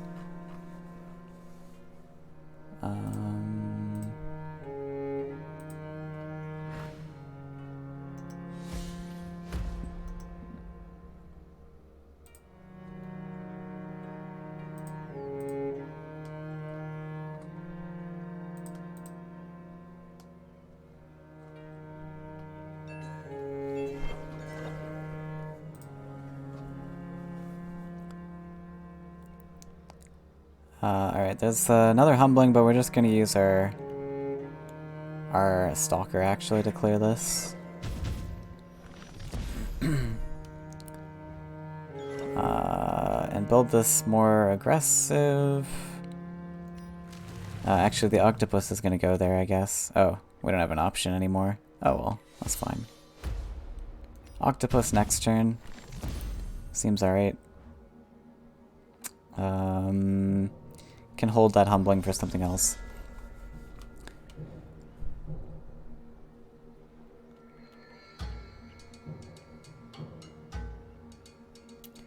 So I built this forest because he's got a land here for me to step on, as opposed to the well spot, since this is pretty solid double collection. I don't think I'm ever going to lose this for the rest of the game.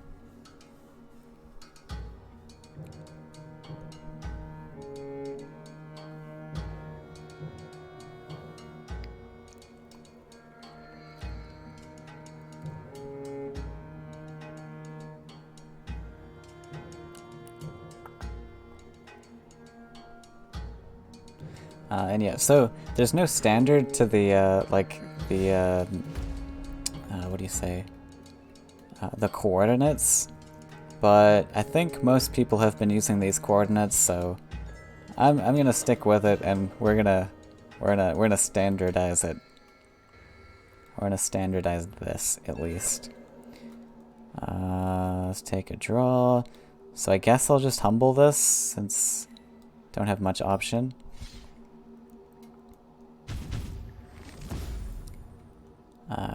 We should be fine. Water Ellie to produce, like, on this side will produce, like, aggressive 4/4 jumper.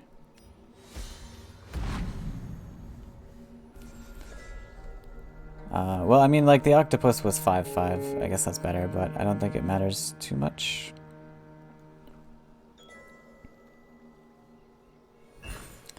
Colossus.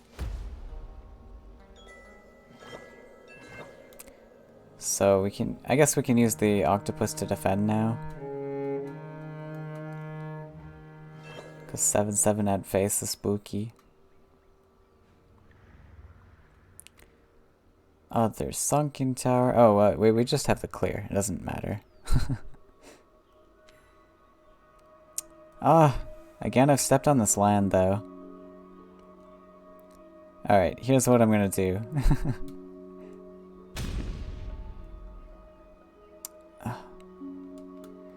We're gonna open up this land space, get a collection. Since we have that other sunken tower in hand anyways. We're gonna get the clear here.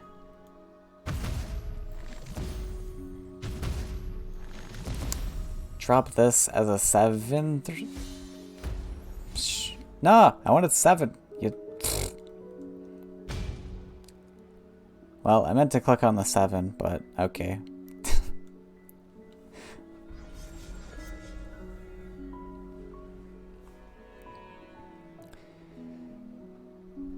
+1/+7 hunt down could kill your collection. That's true, but that's very expensive. That's like 7 Faeria to kill it. Clicking without mouse is hard. Especially when you click too fast. I'm like, just... I thought my trigger was there. Anyways. GG, Andy. Thanks for the game. Let's read a poem now. And, Triple D, if you're still in chat, you're welcome for a game, or anyone else. I think I need draws in this deck. Green-blue just loses control. Like green-blue mirrors, if they lose their foothold, then they lose a lot of control. Like, there's not a lot of draw in green-blue. Maybe Fagaro, but yours looks like a 4-land deck, so I don't think Fagaro's really right there. Yeah, green-blue doesn't have a lot of draw. It's 4-land, yeah. I think just like tempo things are fine. Like being able to apply more pressure. I'm gonna try tail. Even with 10 event. Tail's spooky. Cause you might like clunk and just like do 6 Faeria, draw like 1 creature maybe. Which is super sad. Then you've done like 4 Faeria for draw 3, which is really expensive. Like that's a worse Ulani, right?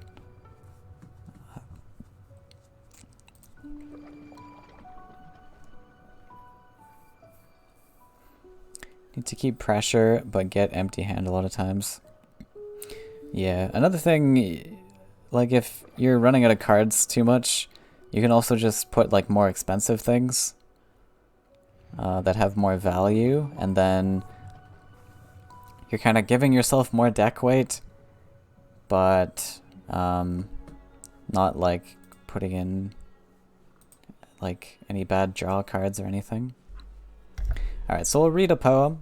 PC requested. We'll read a poem, and if anyone wants to like build up their decks, I think Sesh had another one he wanted to play, so we'll open that up to some others.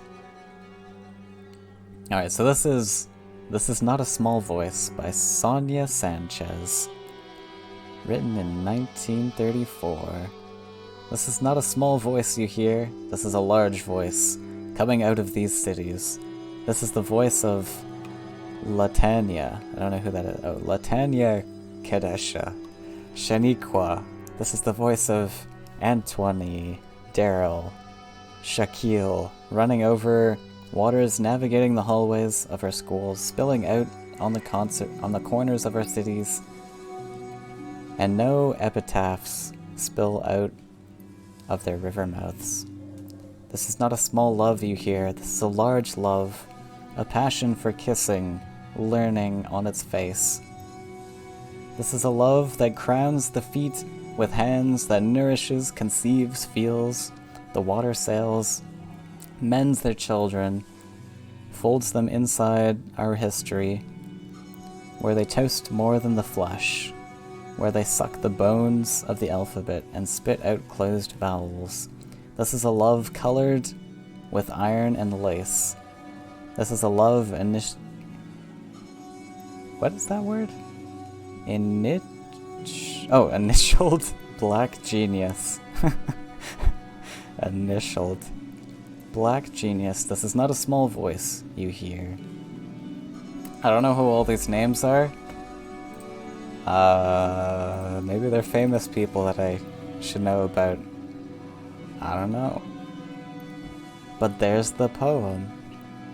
So, for those confused, we used to do some Goodnight Moon readings. So Sesh, if you want to join, we can do a game.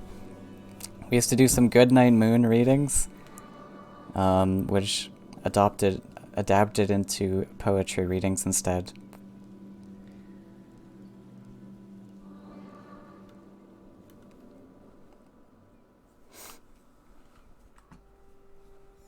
I'm surprised my Joy-Cons are still charged. I only had them on the charger for a little bit. Alright, let's go with green-blue again. I think playing green-blue against the experienced players is the best place to show this off. Green-blue is quite a strong archetype.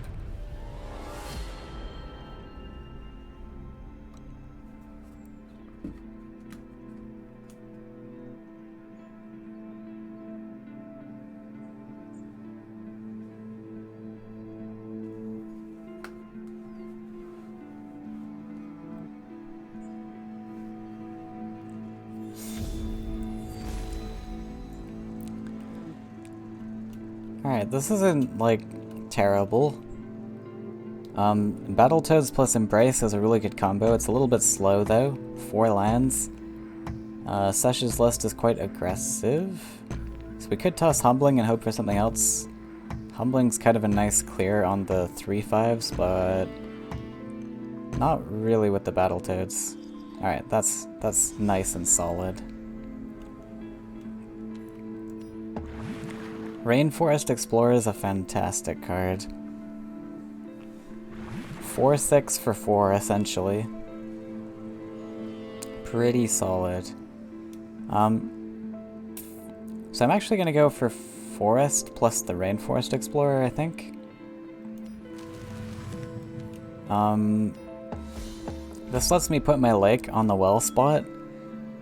So like typically with like green-blue jump style lists, you want the lake in the center tile, lake on the corner well, and like every other corner well. Because these are just great jumping spots. Lets you hop back and forth between the wells, switch sides between your face, go to the opposite side.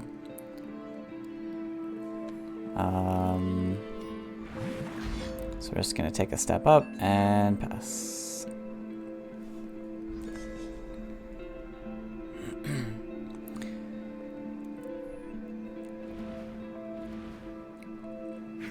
So he's going a little bit more aggressive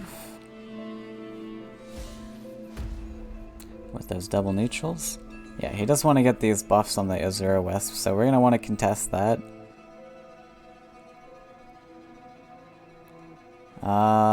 Can easily contest this with the Battletoad because of our Tiki. So now the question is, do we want to go between wells? Probably. Because we do have these kind of less mobile creatures.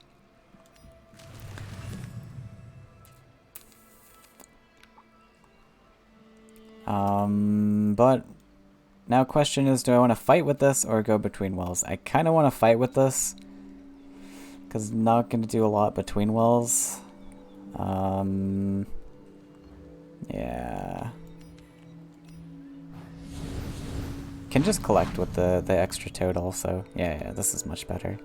And we don't need to play the boar just yet. I'll just pass like that. Can you hop from, say, F4 to E6, or only in straight line? E4... wait. A, B, C, D, E... yeah, sorry, yeah, you can hop in any... You can hop 2 tiles away in any direction. The only restriction is charge. Ah! Apocalyptic cow! Hey! Welcome! I'm gonna use double neutrals here to collect with one, and then clear off this guy with the other. Yeah, so jump allows me to kind of... It's like the horse, or the knight in chess, where you can kind of like move in weird shapes. So Tiki for one buff. Elderwood for the other buff. We can even collect again with the sunken tower. Oh. Wait a sec. Did I? Wait. Was there like a better line here? Oh, whatever. Yeah, we'll just move our jumper up, kill this, start marching this guy over to the side, and we'll pass. I mean, sure, I'll use the sunken tower to collect. Might as well get a collection out of it.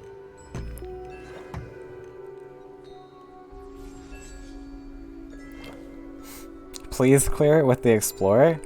I think I like the buffs on the toad because it's more mobile. It lets me hop. If I cleared with the explorer, like, I don't know, it doesn't make that much of a difference. It gets the explorer a little bit more aggressive, I suppose.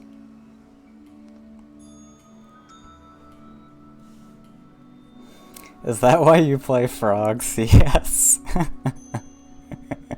I love the knight in chess. Knights are like one of my favorite pieces. So frogs, kind of similar. Buffed frog is a big treat. It is. And yeah, blue-green's like one of my favorite colors, archetypes, as many of you know. Although I haven't actually played blue-green jump in a little while. Oh, he's gonna get a buff.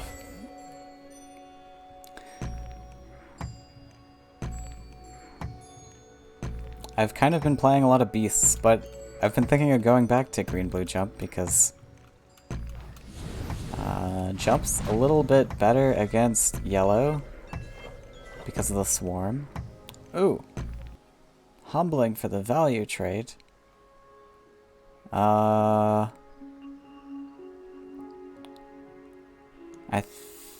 think... Okay, so he does have Colossus. I might want to save the humblings for that. But also, like, this is actually... Nah, we go for humbling. This is way better.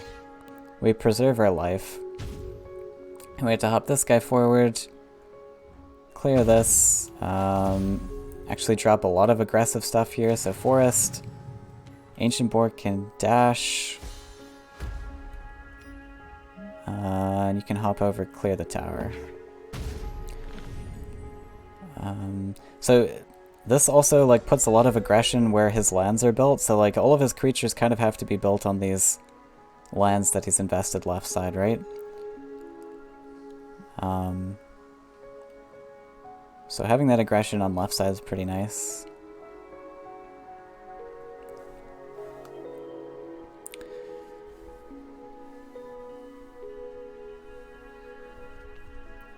Now you have two kind of big guys in the same spot. Also, what's not too great kind of often? Two big guys in the same spot? I think it's fine when it's invested in over on his side, though, that he's kind of built lands on. Ooh, I didn't realize he had the Explorer still. If he has Ninja Toad, that's super sad. So we might be able to take over right side now, if he's got Ninja Toad.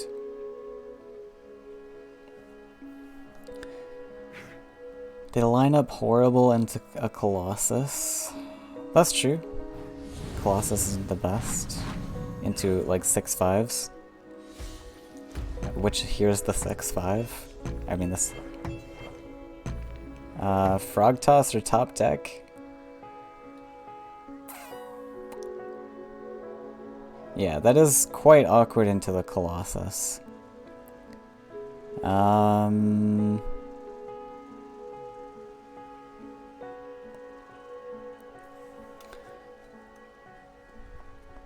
So I want to collect. I also want to Frog Toss this though. Like stepping up into collections, not great, I guess.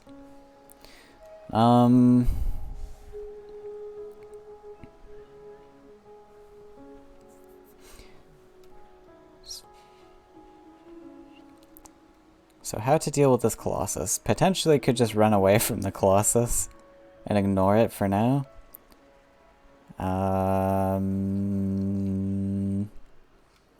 Step up, collect. I can tower this over. One land, double land. So what's more important, lake or forest? Okay, let's lake on the left side. We'll step up, collect. We'll collect with this, because why not? We'll push this back. Ah! No! You stupid buttons! That's not what I wanted to do. Oh my god, I hate these controls. So I wanted to obviously frog toss this frog, not that frog. That.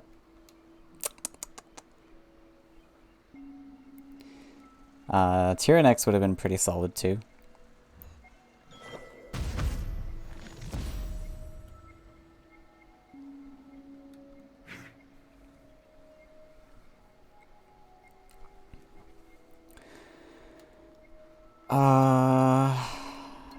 That's so sad. But yeah, I frog tossing that land away so that he didn't get the, yeah, now he just gets to, we'll probably be fine, but he gets to take over right side now for no reason.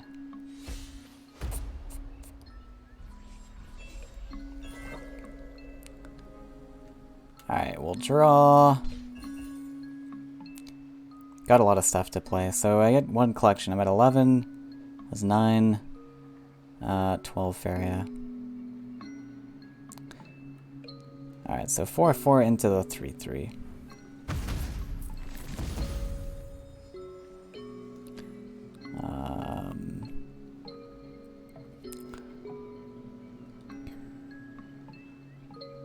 I guess we'll drop Tyrannex and Rainforest Explorer on right side. I don't know. That's a lot of investments though into one side.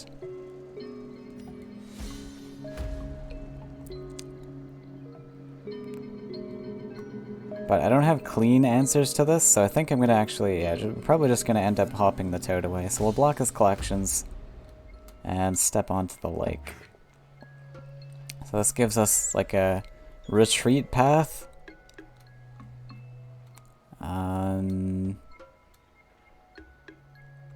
Because trading into the 7/7 is super awkward. And then we block his collection. Shifting Tide. Okay, we found an answer. Doesn't get to collect though. Where's my Falcon Dives? Oh, okay, he is collecting. Gonna hop the toad away, probably. Alright, this game's gonna go on a little bit longer then. The Humbling Vision's nice, I guess. I don't know if I want to humble that. Phantasm.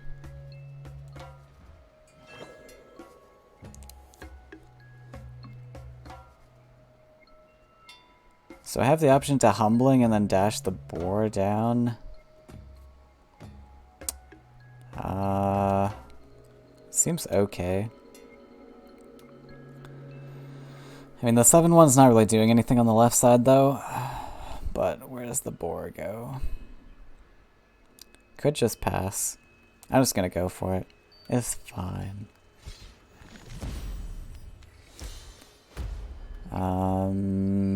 Double collection or step on the well. That stops him from playing Mystic Beast, I guess, so we'll go for that.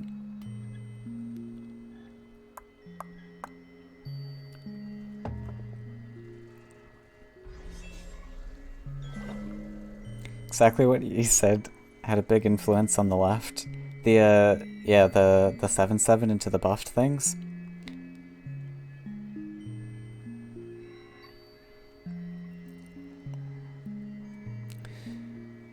Oh, I missed some chat.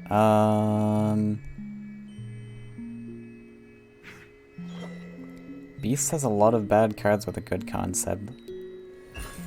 Yeah, we need a little bit more beasts to kind of make it work and such. There's not enough beasts. Not enough good beasts.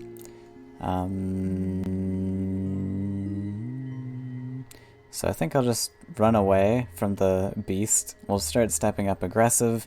We got the Phantasm to kill something next turn. Collect. So... Battletoads. Battletoads kind of got to build this leg to go a bit more aggressive with. That 7/7's a real awkward stat line.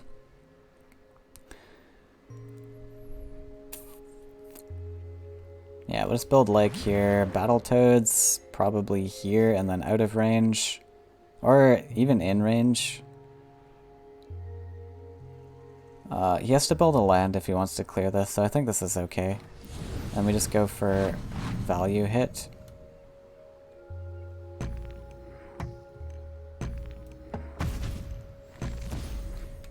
So this will like kill off his frog eventually. Lake at my orb? Really? I feel like I can put on some pressure here. I don't think it matters so much. I guess... yeah, I don't know.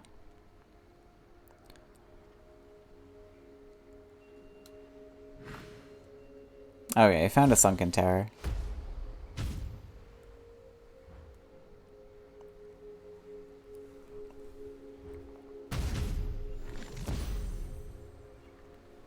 But that's fine. So we can Phantasm at our face now. Should work out pretty nice. Let's draw. So we can Phantasm, blocking our face. Well, this doesn't really block our face, but... whatever. Gives us a 5/5 to contest that with. Step up, step up. Step up here in case.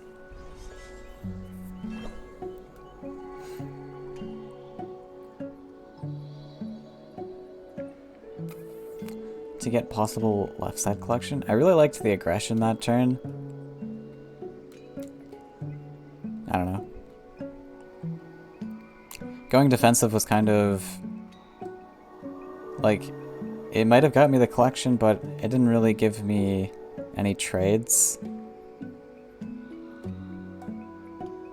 So, I don't know. He's got 11 Faeria. But he's used 2 of his Colossus now. Or 3 of his Colossus? So he doesn't have a lot of big stuff left to drop.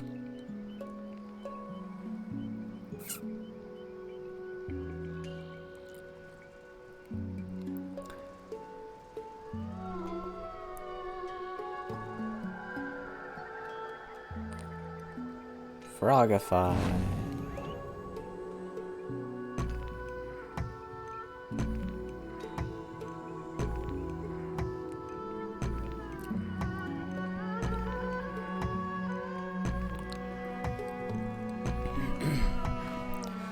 Ah, Wisp. Ah. Interesting. So he's like kind of giving me the opportunity to value trade this. In exchange for an extra face hit.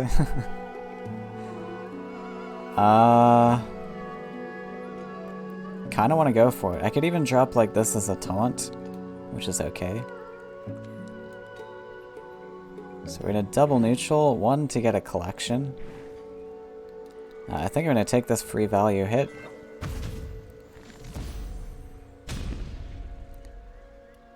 Just drop this as a taunt.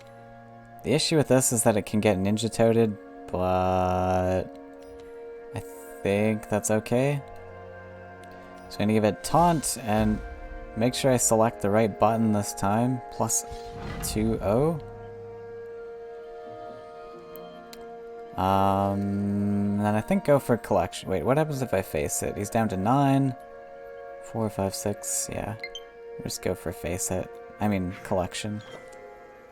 Step between wills.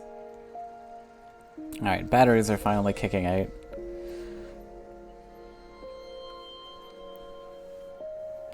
"90% of the Frogifies I see being played are so useless." Right? Yeah, I agree.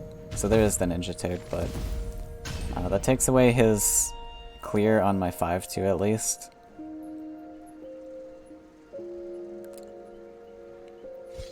Yikes. That's an issue. That's a big issue.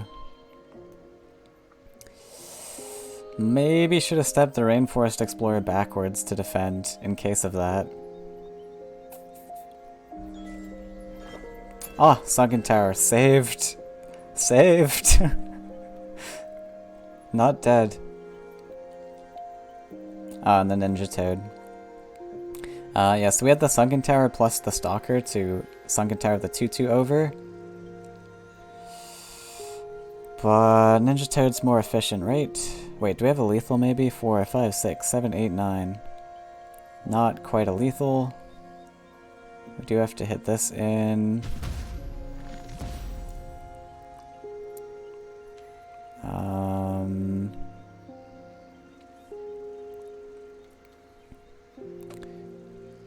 I mean, Ninja Toad's a lot more efficient here. Yeah, we just go for this.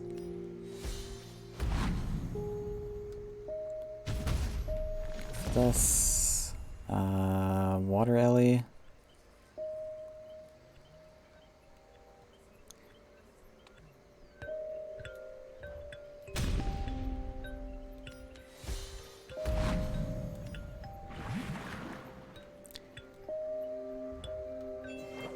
Alright, this should give us the win. That was kind of close though.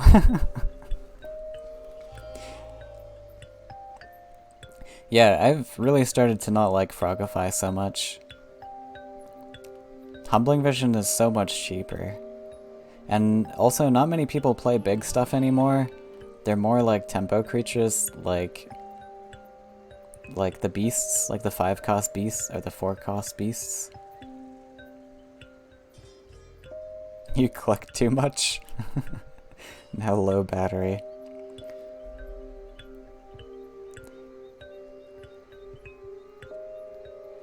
If you had lethal, oh, you would have had lethal if you did hit with the frog. There's a ninja.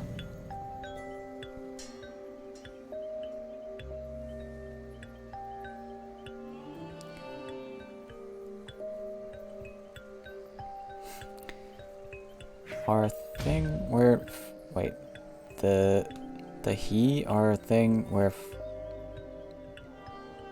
combat creatures? Yeah, combat creatures are okay to Frogify. But also, like, the combat creatures aren't even that big anyways, so you often don't even need the Frogify. There, this. Ah, okay.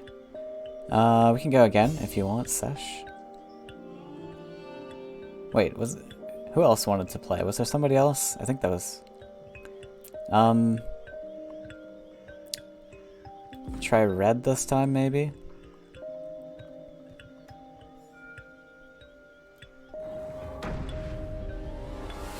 We might see the Frogify versus combat creature this match. You lose some tempo on your defense with the Frogify, also versus combat. Yeah. Yeah, even against the combat creature, it's like really expensive. So you could like Humbling Vision and then just play something, play a creature or something.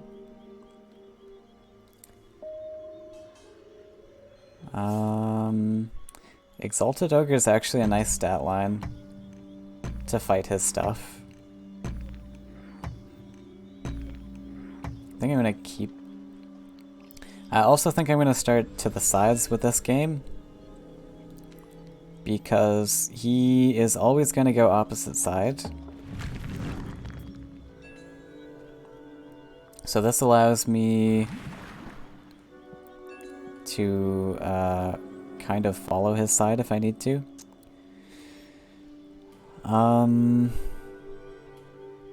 Exalted Ogre.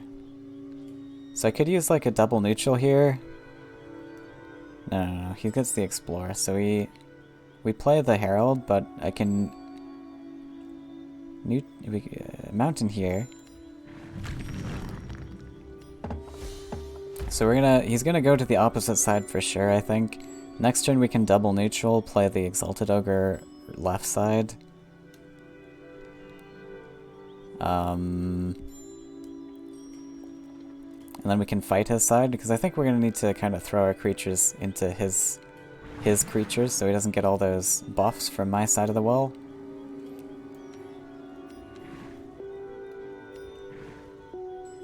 I still wish there was a button you could press where it lets you cycle through your unused creatures.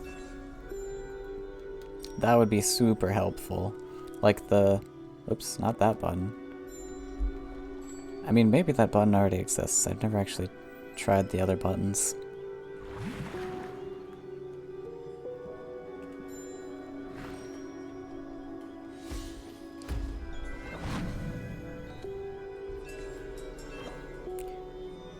Do you have Wind Wisp or Yakapult yet? Me? Oh, I have one Wind Wisp. But Wind Wisp is like... okay. Do I Firebomb this? I guess I can draw here? Or just start marching up on left side maybe. Right side, I mean.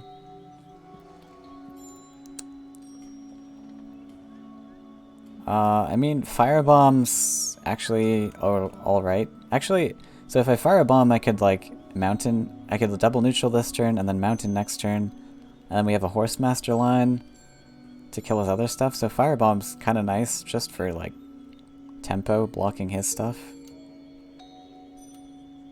I think I'm gonna go for it. It's a little bit expensive, but... he still has his Explorer. Actually, maybe I block his leg spot. He still has his Explorer. So he can explore, like... but he's probably gonna go to the... right side, right? Yeah, we'll just build it there.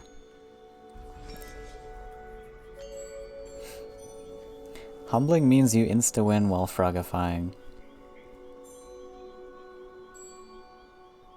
Frogifying starting hand just shreds your dreams of getting good. Ooh! Oh my.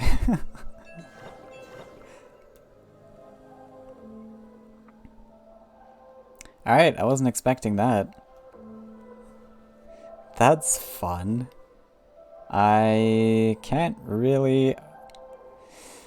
I mean, I could Horsemaster into that. And Flame Burst it, but that's so expensive.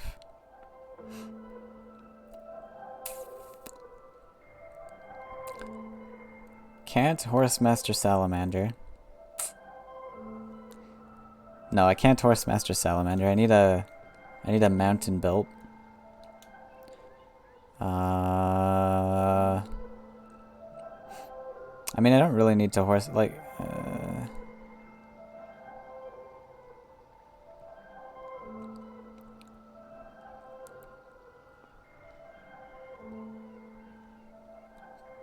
would like to save the salamander, so I could just force Master Flame Burst. It's a little bit expensive, but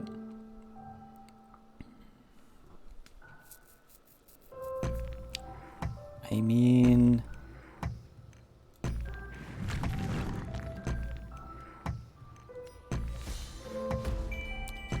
I'll just go for it. Stop him from collecting, stop him from corrupting. Still have a creature on left side to fight with. He baited into putting the lands close. Who would have thunk? Monstrosity. Making Saturn proud.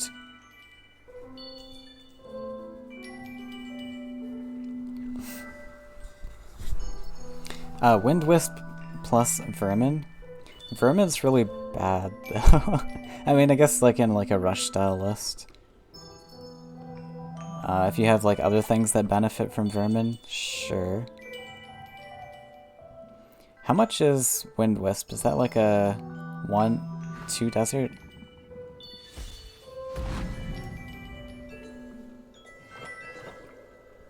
Alright, we have the Salamander also. I think we want to draw. This Herald of War is kind of sad. Not doing anything. Can just... I mean, Salamander gets to be a double collector. I think we'll draw. Oh! Wait, that's better than Salamander. Double Campfire? That makes me a 5/4? I think that's better than Salamander. Get to save Salamander for something else? Oops, that's the wrong button. Welcome to the stream of Moon clicking wrong buttons. I think that's okay. It does let him find like Emperor's Command or like Humbling Vision or something. I think he was saying he wasn't running epics though. I don't know. Wind Wisp is 1 desert. Interesting. I guess Vermin is 2 deserts though. Might be better than Arid and Vermin. Arid and Vermin's a little much to hope for. Okay, yeah. That's really expensive though. So... unless he just goes for the double collect.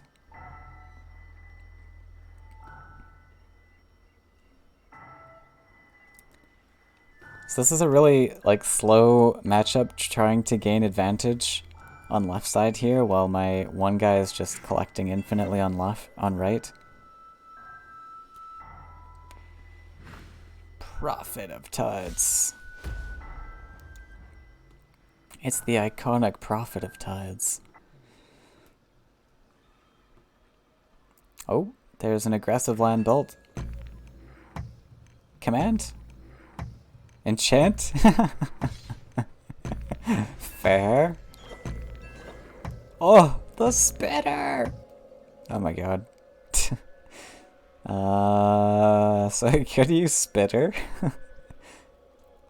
Or I could use the salamander. I think spitter's better actually here. Have the option to do a full clear. Either full clear or actually collect. Don't really need the collections. I think I just go for full clear. Herald's kind of sad into that, but... actually, we can set up Salamander next turn. A better Salamander. So if we go double neutral, 1 on left, 1 on right. I'm a top-decking god. Okay, so we're gonna do 1 here, 1 here. Oh, that might open him up to, like... land mobility, though. Starting to regret that. Spitter. Yeah, I kind of just opened him up to land mobility. Okay, I might have to step backwards now.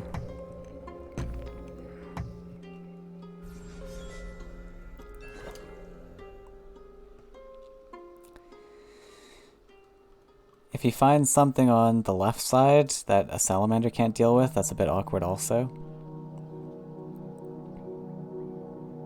Which he probably will. Yeah, he's gonna give me a better salamander target. Ah!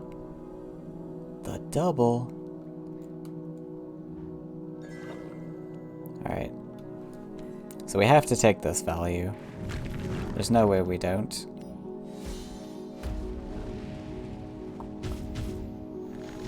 And then, do I even step up and collect here? I think I don't. I don't need the collections. He does. So I think I can just chill here for now. Yes, thank you. It's a low battery. Baiting salamander. Never before seen cards, or seen on the stream.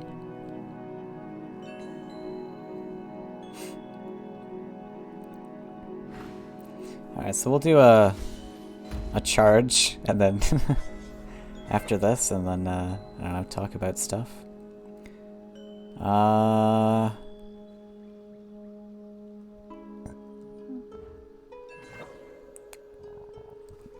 Damn. Kinda wanna draw now.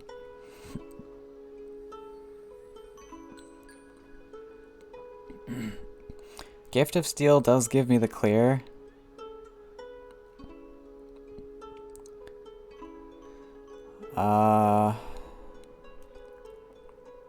I think I go for a draw. Because I'm not going to be able to produce anything on left side.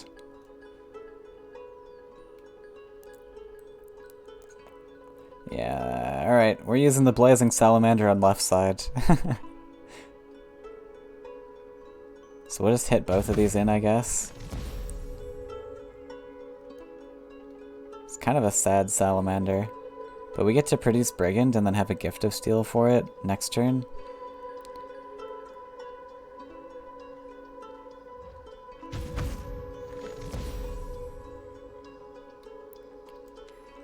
Salamander.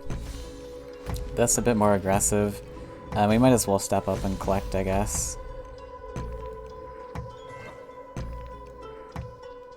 Go for the Horsemaster next time, potentially. Since we don't have Salamander anymore. It's gonna be Battletoads. No, he wouldn't Battletoads. Azura Wisp. Okay, he's got the land mobility.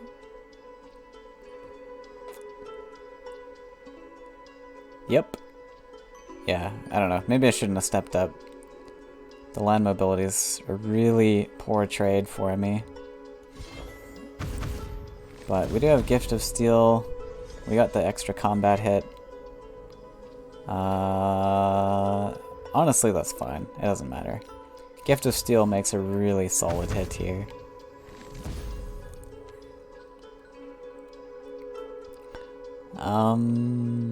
Mountain here. Brigand. Okay, we should have it now. Nothing matters. Why let you bait into Shifting Colossus at face? Yeah. That was, yeah, stepping up was pointless, but it doesn't matter. Nothing really matters.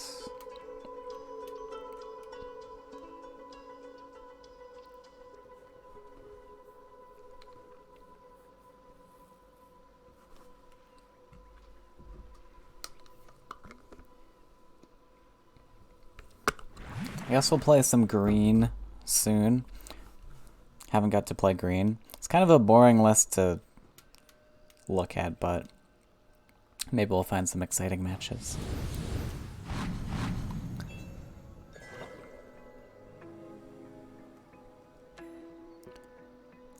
I could go for like value trade again, but I think the face hits are too valuable here.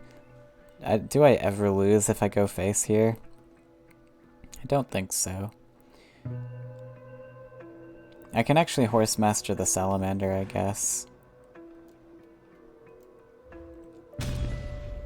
This combat guy... Yeah, we have so much Faeria. I don't even need to worry about it. So actually I'm gonna block his... No, wait, that doesn't block his wall spot. So we'll just go on this side? Horsemaster, this guy, get a value hit, and then drop you aggressive.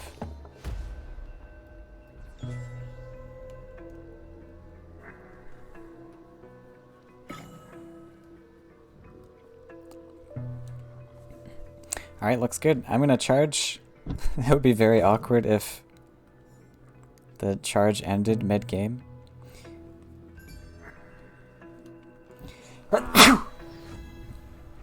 Excuse me. I'm surprised you can't get, whatchamacallits. Actually, let's open up something.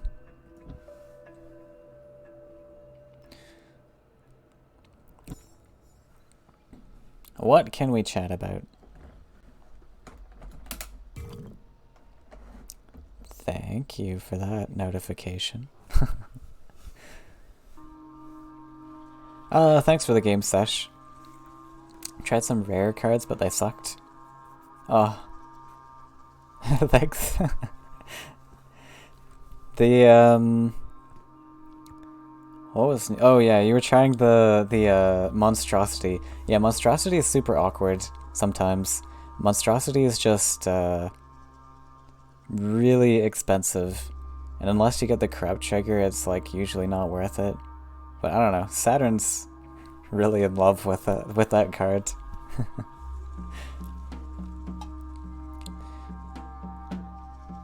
Only Lizard can play Monstro? Does Lizard play No, oh no. The wrong Monstrosity. The blue Monstrosity. Ah, Hydra, not Monstrosity. Never mind. Yeah, we're talking about Hydra. You mean Hydra? I'm not a follower of the Hydra, clearly. Hydra needs to be able to fly? Maybe? That might give it, like, something else. It's kind of a weird thing in blue to have flying Hydra. But, you know. So, anyone else in chat want to have some games? We'll hang out and charge a little bit, but Q is free. Goes to the list of great cards that actually suck. The cards that are good on paper, but are actually terrible. Yeah. Like, and then, so I like trying to run the Hydra in like angry lists with like blue-red, really difficult because of the 3-lake requirement. Do you want a battle of Wind Wisp decks? If you got a Wind Wisp deck, go for it. I have a singular Wind Wisp. Which is in this list? I don't think it's in this list. In the yellow list. Really want to see that one? Well, I don't think I have the cards for so much of that. Just gonna get something to eat. Fair enough. We could, like, take a break, grab some snacks. I wouldn't mind a snack also, and then we can let the Joy-Cons charge up in the meantime. So, yeah, sure. Why don't we take, like, a 10-minute break or a 5-minute break or something. I'll go grab some snacks. You guys can grab some snacks. We'll come back, and it'll be a happy family with snacks. You guys are gonna do a Wind Wisp deck? Lizard made a very spicy Wind Wisp deck using that green blue that everyone was talking about a little while back. The one that gives Divine, whatever that one's called. Savior of the Meek.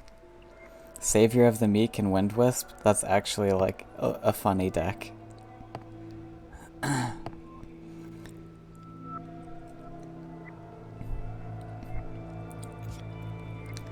Because Savior of the Meek only hits 1 attack things.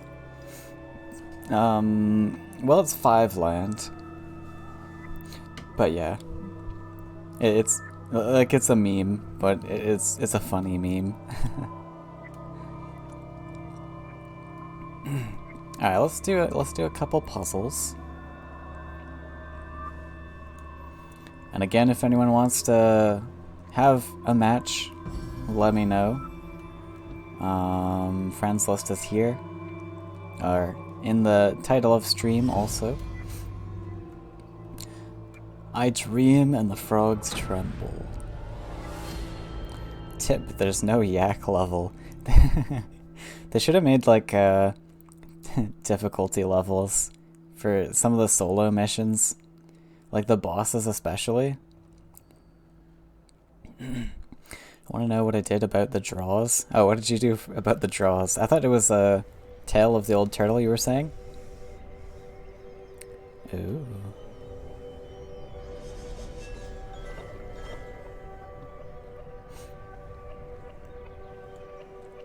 Fickle.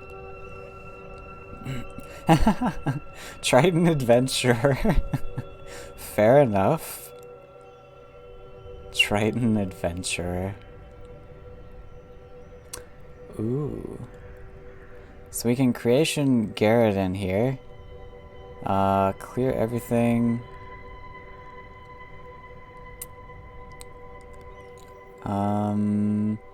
We need... So let's see. These become 5, 5, 10, 16. So we have to hit with all 3 of these. We have to Garrett in then.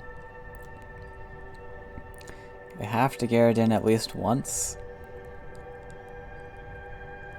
So I think failed Dreamkeeper happens, then that gives us +4 Faeria, and then we can Garrett in. Oh wait, we have to play 2 7 costs.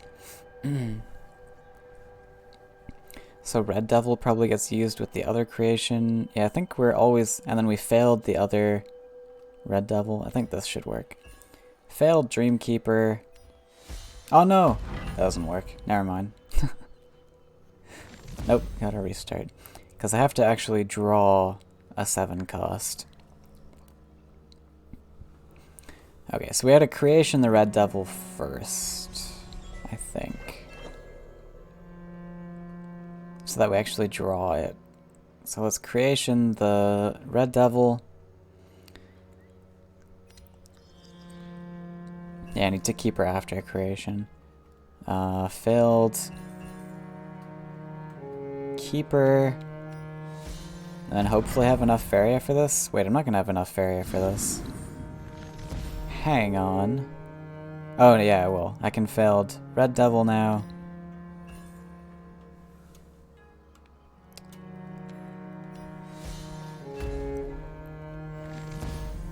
And then this... Wait, I don't have enough for this.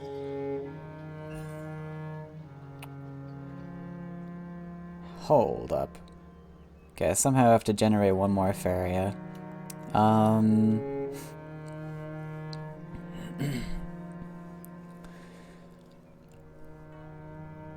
So how did we lose Faeria that turn? We creation... Creation always has to happen. Maybe...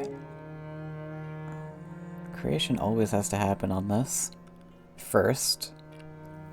Before the Dream Keeper.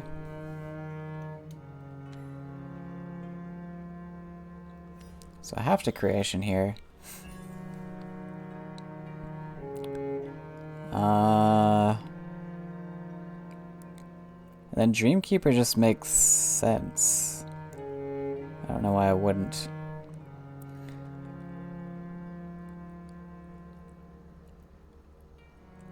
Can fail the Gary, that's true.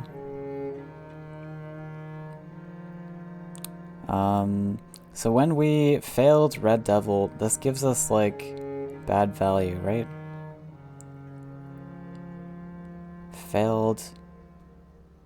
Okay, failed Dreamkeeper has to happen. I don't see how that never doesn't.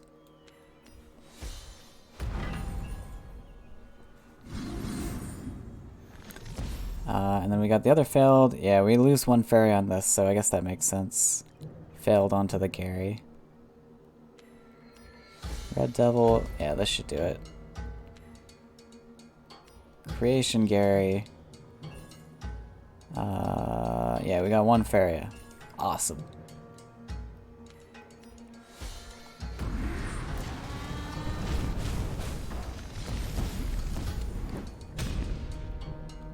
Got it.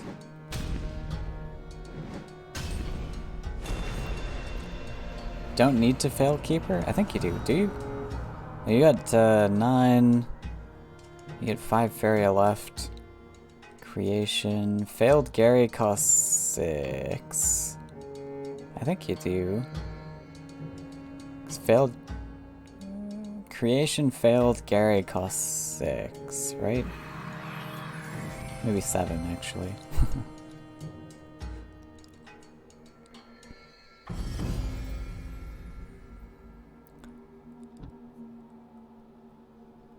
Alright, if you want, if you're ready for a match, Fickle, or if you want one even,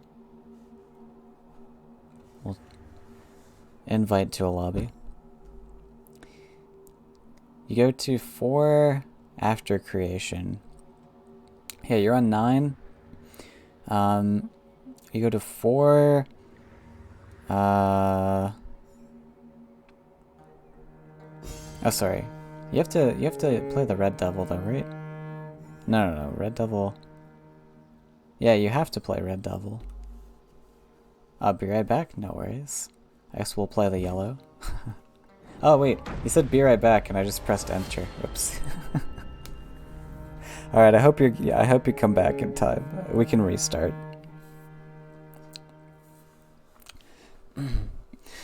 Red Devil can happen before Keeper. Wait, so you were saying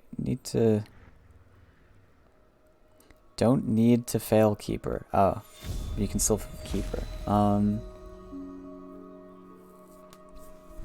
Possibly.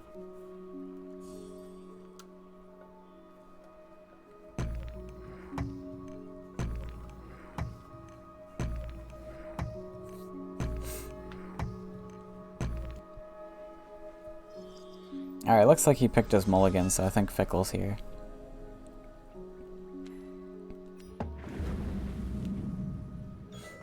Oh, did you mean be right back because you're not going to watch stream? I see. I get it.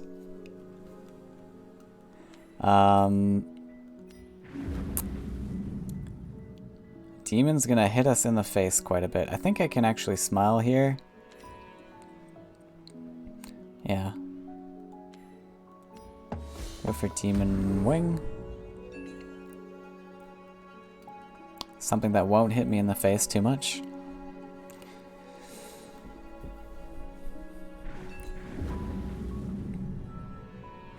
Yeah, that's a lot of math. I gotta math that out a little bit. Oh, he's coming face.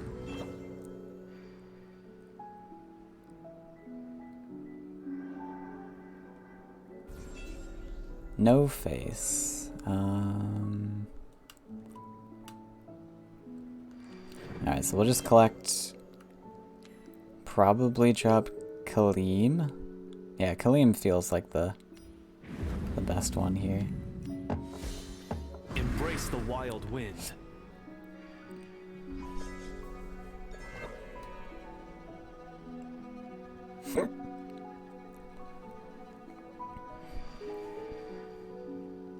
Haste is interesting to get like kind of double collection off that early. Well, yeah, he had to invest the training, but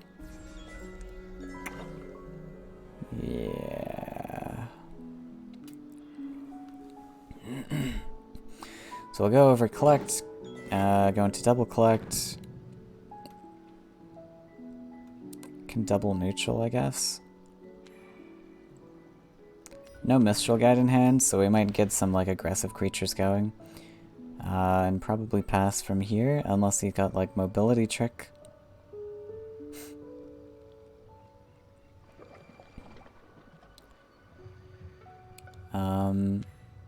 Let's drop a demon. You can fly over and collect for us in case something happens. No mobility tricks can happen.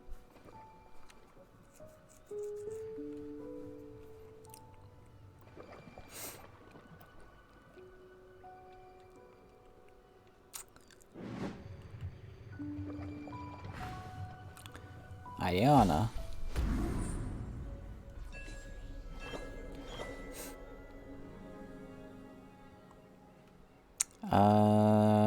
So we can hit face this turn, right?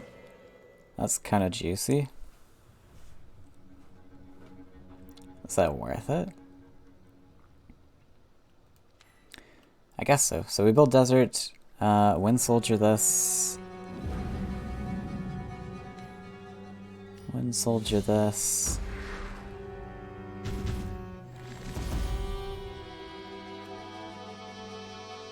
Step over fanatic, we can fanatic aggressive. That should be fine. Bop.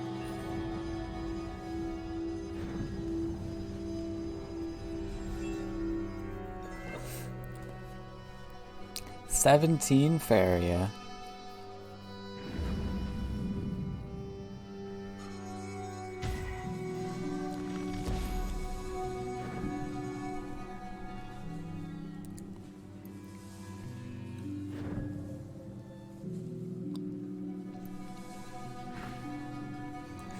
A Baron.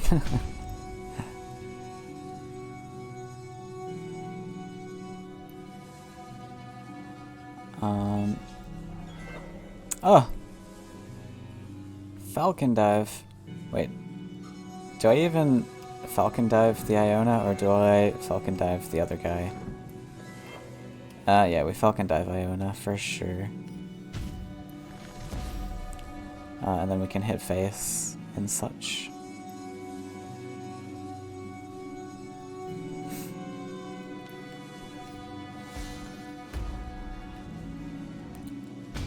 Rush.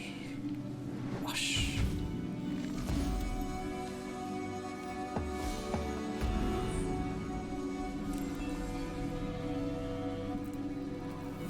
This deck has a lot of Faeria.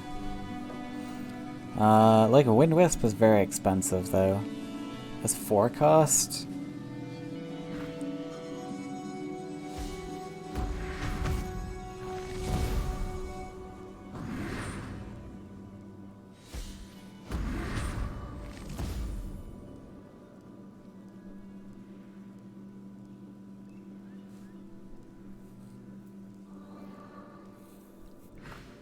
Does he play Smile? Smile could be alright. Yeah, you probably want to Smile into the Wind Wisp, actually.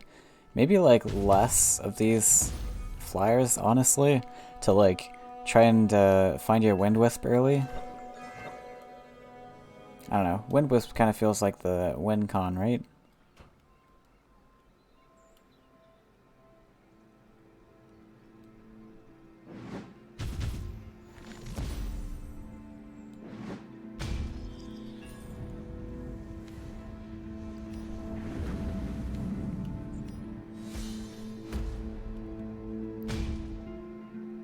Follower.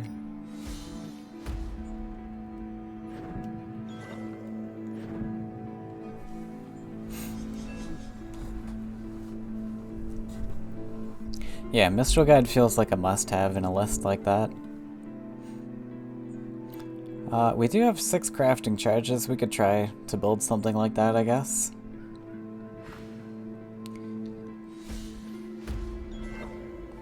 Just get enabled by the guide, pretty nice.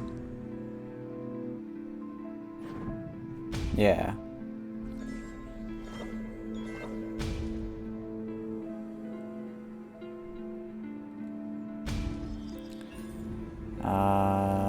Do we have a lethal here? 2, 2. Soul Drain our guy. Bop.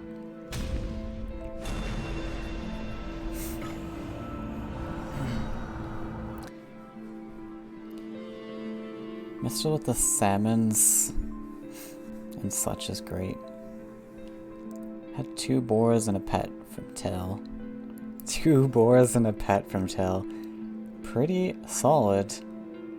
Cause like with the beasts, I don't know, there's just so many events in beasts, I feel. Like if you got Hunt Down and Humbling Vision. I don't know. Oh, I gotta play green still, but I'm not gonna queue green into yellow, into into Yellow Rush. That's a bit unfair. There's something on board also. Yeah, that's true. Is there something on board? Yeah, so we were thinking like Iona's Smile might be necessary, probably necessary in that to draw the Wisp.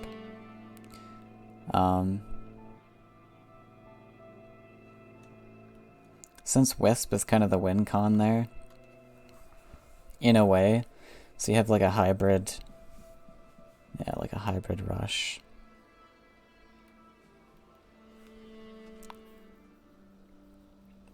Do you want to go again, or do you want to deck build still?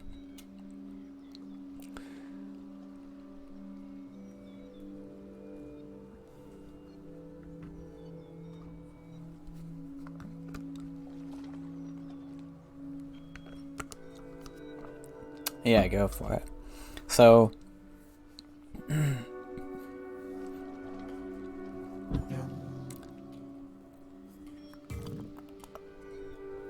let's take a look.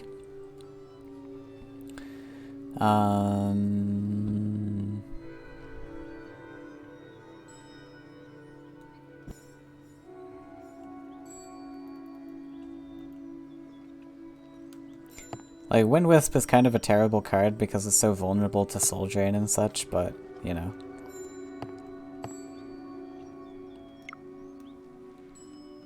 It's a meme. This with Mistral Guide also. Mistral Guide's great here.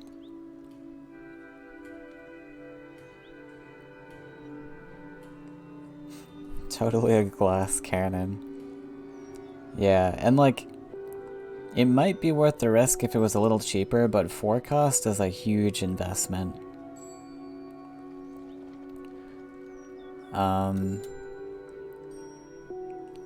For it only to get like Soul Drained at 4 cost, that's like such a huge investment.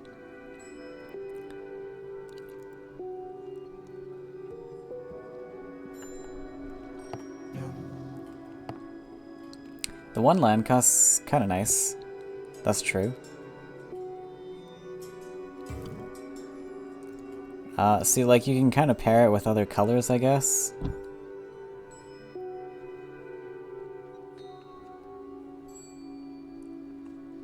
Like, what about like yellow green or something?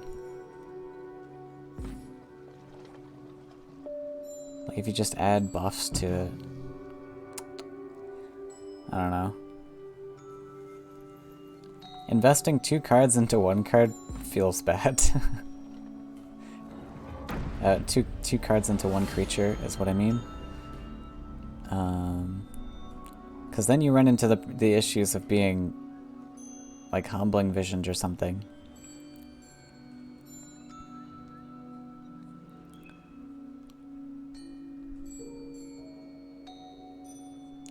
Do you guys know Lizard's Wind Wisp? I think it's on the hub. I played it on stream like once a long time ago. Falcon Dive's actually pretty good against this list, so we'll keep 1 of those. Do we keep 2 of those?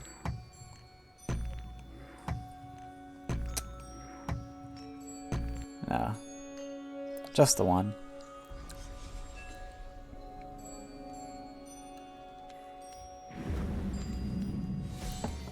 You want to kind of crossed synergy. Yeah, so his list just had the Meek, Wind Wisps. Yeah, I don't actually remember, to be honest. Probably had Smile. I don't know. Smile means that you need 2 deserts, which you kinda don't want.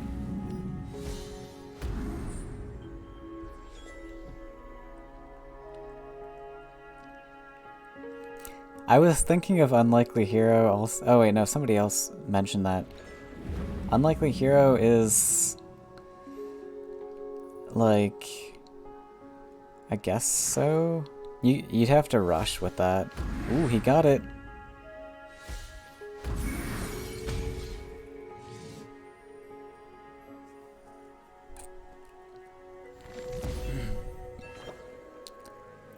He found the wisp. So I think we draw here, because Mistral Guide can't go anywhere safe. We'll look for like soul drains and such. That's nice.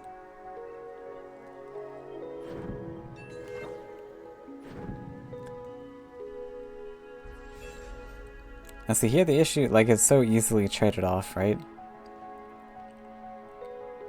And with this as the only win con,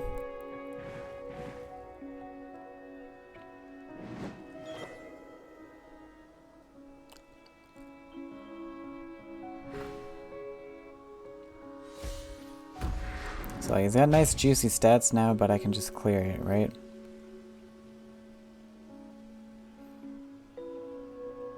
Oh yeah, he ran the archers. That's true. The event archers. The event archers are kind of nice.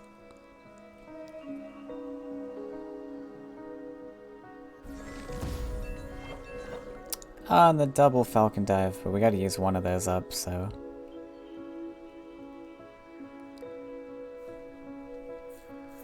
Can also value trade? No, we'll just go for this.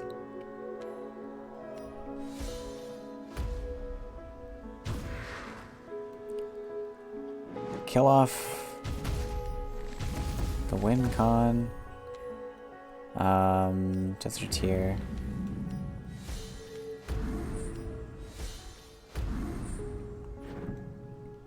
Might be a mistake putting like Demon Wing like that, where it can't actually hit I mean, I got the charge tower, I guess, but yeah, it should be fine.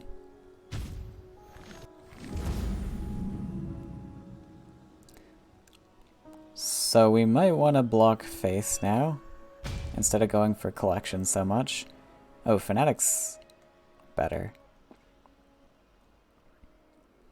So we're not going to charge this, we're going to use the Fanatic. Step onto the desert, make it nice and annoying. Step onto this desert. Step onto this desert.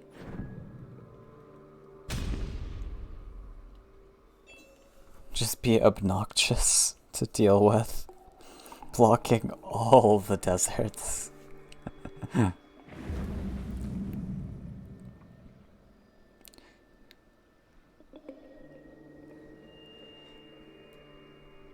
It looks nice playing it at D2 when you have it turn 1.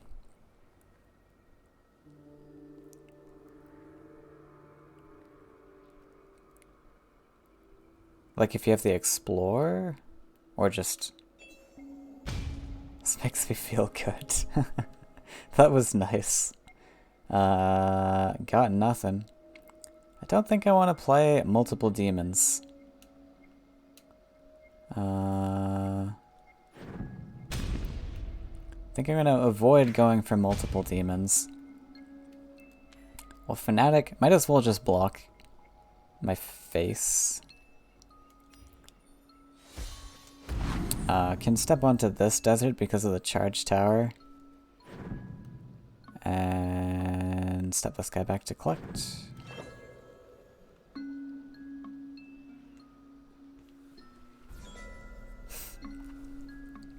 What about, so if you're running green, what about like Chrysalis plus Doomsday while we're at it?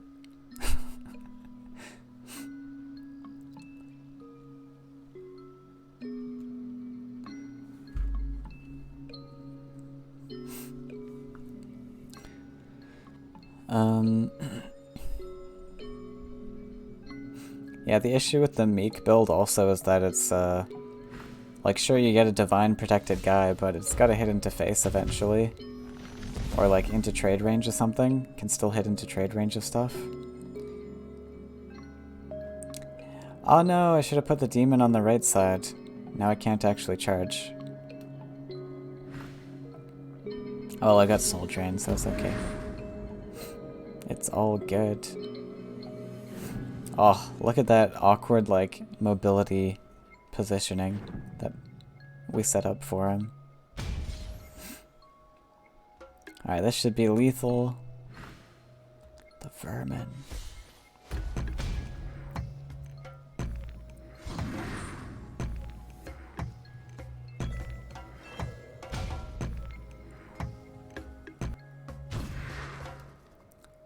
charge this guy. Can I? I can't. Yeah, so charge plus jump is really interesting. Got the...